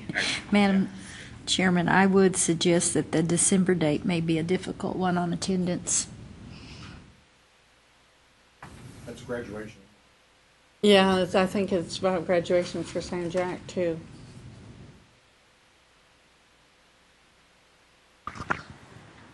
Steve, what is your opinion of when, because the most important thing I think we're looking at is that we need to make a presentation to the co-board, correct? That's one of the things we're supposed to be doing, right? I'm asking staff. At some point. Yes. Yes. But I would think it would be pretty soon because we're a year into it now, right? Yeah. When is their next meeting? Next week, and when's the next meeting after that? In October, isn't it? It'll be in October. It's usually the last Thursday. Okay, well, I'll get with you guys and see what would be best for us to do. My understanding is usually the agenda of the legislature, a lot of times the elected officials have told me, that's pretty much set by October and November. It may be different this year because we've got so many new people coming in. But I think that we still will probably be looking at refining our 5 points by the next meeting, correct? Jeremy, and you'll have our committees? Okay. Gary, anything specific you think we should have on next meeting's agenda? I mean, that's there for y'all to discuss and put items. I got that Rex is to outline our program and study plan at the next meeting. But beyond that, I will go back and review my notes in the meeting, and then I would assume the recommendations of the RAND study will be finalized. Perhaps the board legislative agenda. Just want to make you aware that our board is going to be adopting its legislative agenda next week. Doesn't mean that come October they couldn't have a report from you on the 5 points, but in terms of including it in their letter, I'm trying to recall what the intent was in terms of legislative recommendations. Is this council just making recommendations to the board or sharing legislative priorities with our board. We're supposed to be sharing. Okay. But I don't think making recommendations is out of the realm either. Will it be finalized at this next meeting? Yes, we have both our LAR, our legislative appropriations request, and our legislative priorities being considered next week. So our LAR will be considered by the board's agency operations committee on Wednesday of next week, and then it'll go to full board. Some of the key issues in our LAR, I think we've kind of talked about, but one of them is TEOG, funding for TEOG as an exceptional item, to increase that by $37.3 million on top of the transfer that we're doing this biennium. And then there's an exceptional item request of $600,000 for fields of study to support extra staff and programs of study. Part of the same. Programs of study, yeah. And field, yeah. And there's also we're supporting continuing funding for the new Mathways project at the Dana Center. So part of our developmental ed funding had been carved out of our budget to support that. So we're continuing to support that, but we also want to recoup those dollars for our developmental ed initiatives, given the new TSI assessment, and make sure that we're providing professional development, particularly for ABE and so forth. So trying to think off the top of my head what other items would be of interest to you. Work study. Would the formula study committee recommendations be part of that? They've already been adopted in April. So those are done. I think that's it. On the legislative priorities, we have them broken down into 3 tiers. So the tier 1 is sort of our number 1 highest priority that the board would be engaged in providing information to legislators on. And the first one, of course, is outcomes-based funding for universities, since that was not adopted last session. The second one would be tuition revenue bonds for universities and health-related institutions. Depending on what the board does with respect to the staff recommendation on expanding baccalaureate degrees at community colleges, if they adopt that staff recommendation, it would become number 2 on tier 1. The tier 2 and tier 3 are typically programmatic changes, cleanup, statutory cleanup, and so forth. But that's all of that information is available on our website if you'd like to go take a look at our exceptional item request list. We also were required, as you all are, to submit a 10% budget reduction schedule to 5% increments. And we have that available as well online, and the board's going to be considering that reduction schedule as well. And we also have rider revisions and so forth. So if you have any questions about anything that's on our website related to our LAR or our legislative priorities, please feel free to give me a call. What I'm wondering is the recommendations that are being made, et cetera, if they're adopting this now, how close in line are their recommendations going to be, like with our 5-point plan?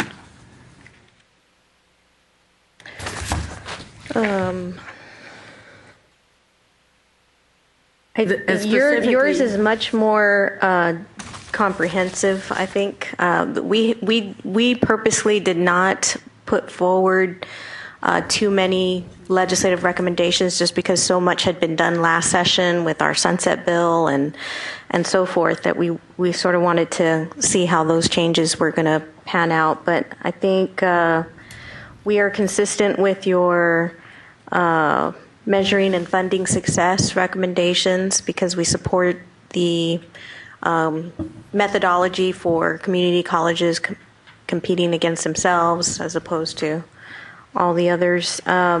About the TEOG, the funding on that? Yes, we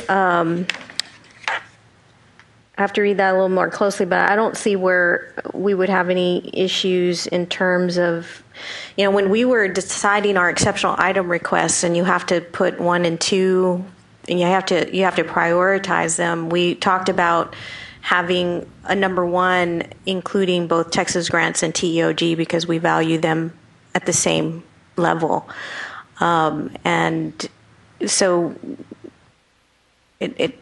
we would, I think, I can't speak for the board, but I think they would be very supportive of your number 2 here. I think one thing to point out is that what is being discussed is the agency's legislative appropriations and really the agency's really operations itself. And I do think coming to the October board meeting and presenting these would be a good opportunity for them to hear about these. I don't think it's really too late to do that. The board typically has a very small number of things it emphasizes in terms of itself legislatively, and typically student grants are at the top of that list. And then other things, they try to focus on very few things, but I think they would like to hear what you're, and have a discussion with you about these elements. It may mean that they would be more aware of it when the questions came up,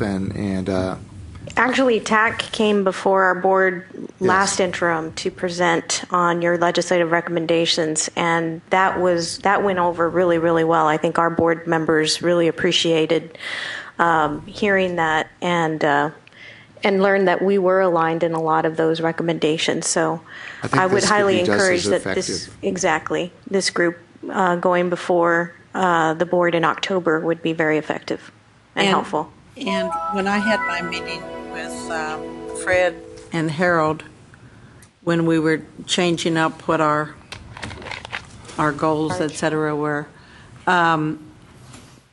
the agreement was that we as a group do not go to the legislature, but that, individually we can, but that we go instead to the board. And I think that we should either do it this next week, which seems awful close, and if it's not too late, it'd probably be better October because more things would be better firmed up, as long as you feel it's not too late. I think October would be fine. We actually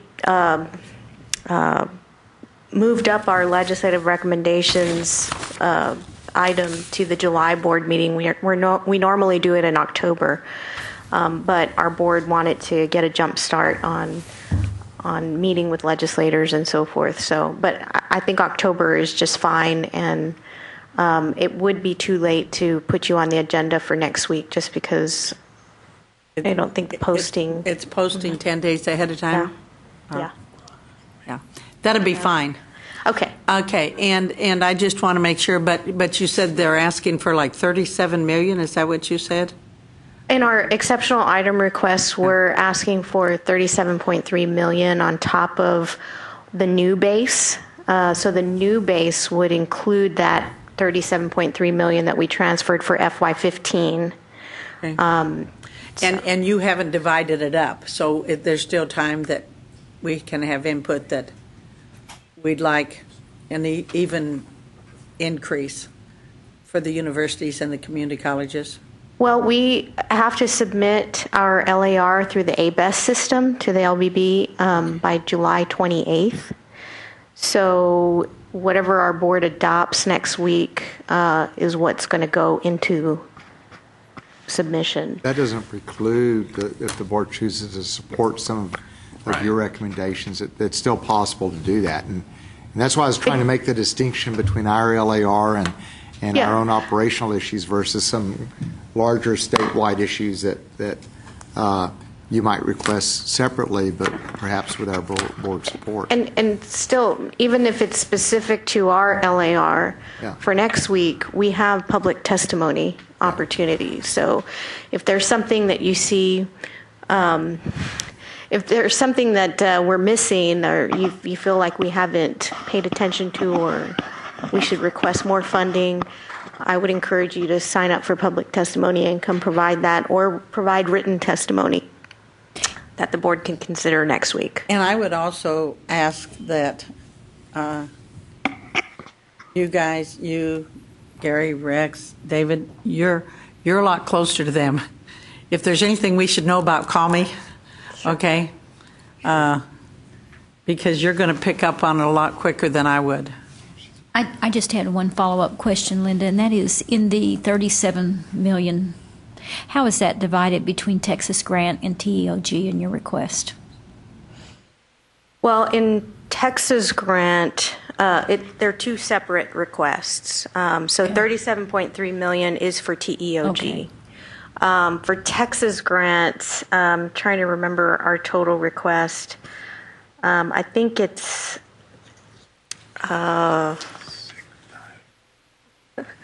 I can't remember. I want to say I don't even want to guess, but for Texas Grant, the target was to provide a 5,300 target award amount, and that would serve 100%. What we're requesting on top of the base would serve 100% of all eligible new students and all renewal students.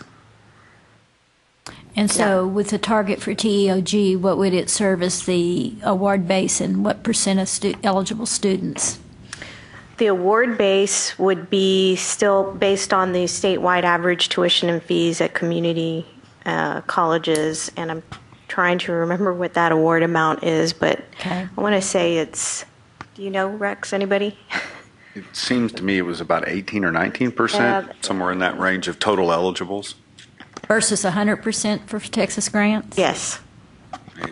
And TEOG 2 cycles ago was 3% of eligible, so we've seen increases. The difference is that you have fewer requirements to be eligible for the TEOG than you do for Texas Grants. So you have a much larger pool of eligible students for TEOG. All you have to do is show need and then be enrolled part-time and so forth. And in Texas Grant, you have to, there's the priority model where you get prioritized if you have 2 out of 4 academic criteria, but you have to have taken well, back then it was a recommended high school program. That's now changed. Anyway, there's more academic requirements involved, and you have to be enrolled at least 3/4 time.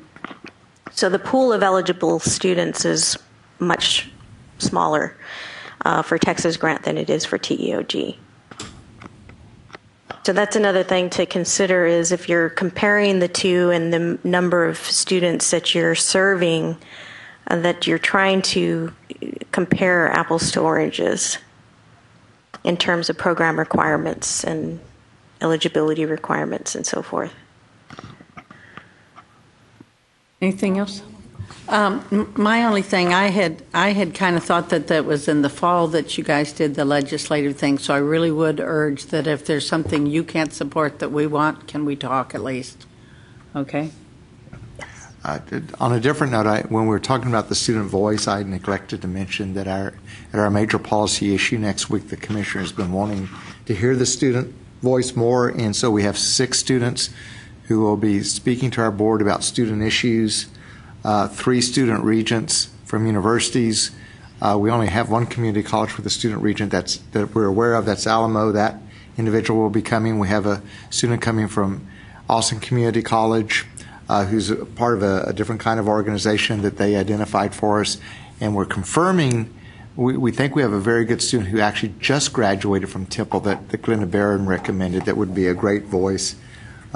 And we're hoping he'll be able to come. If not, we'll find another person. But so this is the first time we will have done this, but we're going to hope it works out well. And we think as it happens, those from community colleges really represent the face of community colleges very well in many ways. And then the trustee from Alamo is 35 years old. This a young woman from ACC, as I understand it, and the individual from that Linda recommended has had a very difficult and challenging childhood, and he's been very successful. So I think all of the students will be great representatives, and we'll see how it goes. But when you brought it up, the student voice, I should have mentioned that, and I wanted to make sure you knew that. And also the Next planning committee for the new higher ed plan meets on August 19th. And I encourage you or your staff to listen to that meeting. If you can, it will be online. But the next two meetings, we'll be talking a lot about student cost and actually the workforce again, finding a measure for the workforce and probably focusing on marketable skills. So I think the state's sort of flowing into a plan that represents more of what you've done traditionally. Very good. Motion to adjourn? Second? See you in September. Okay, are you going now to the airport?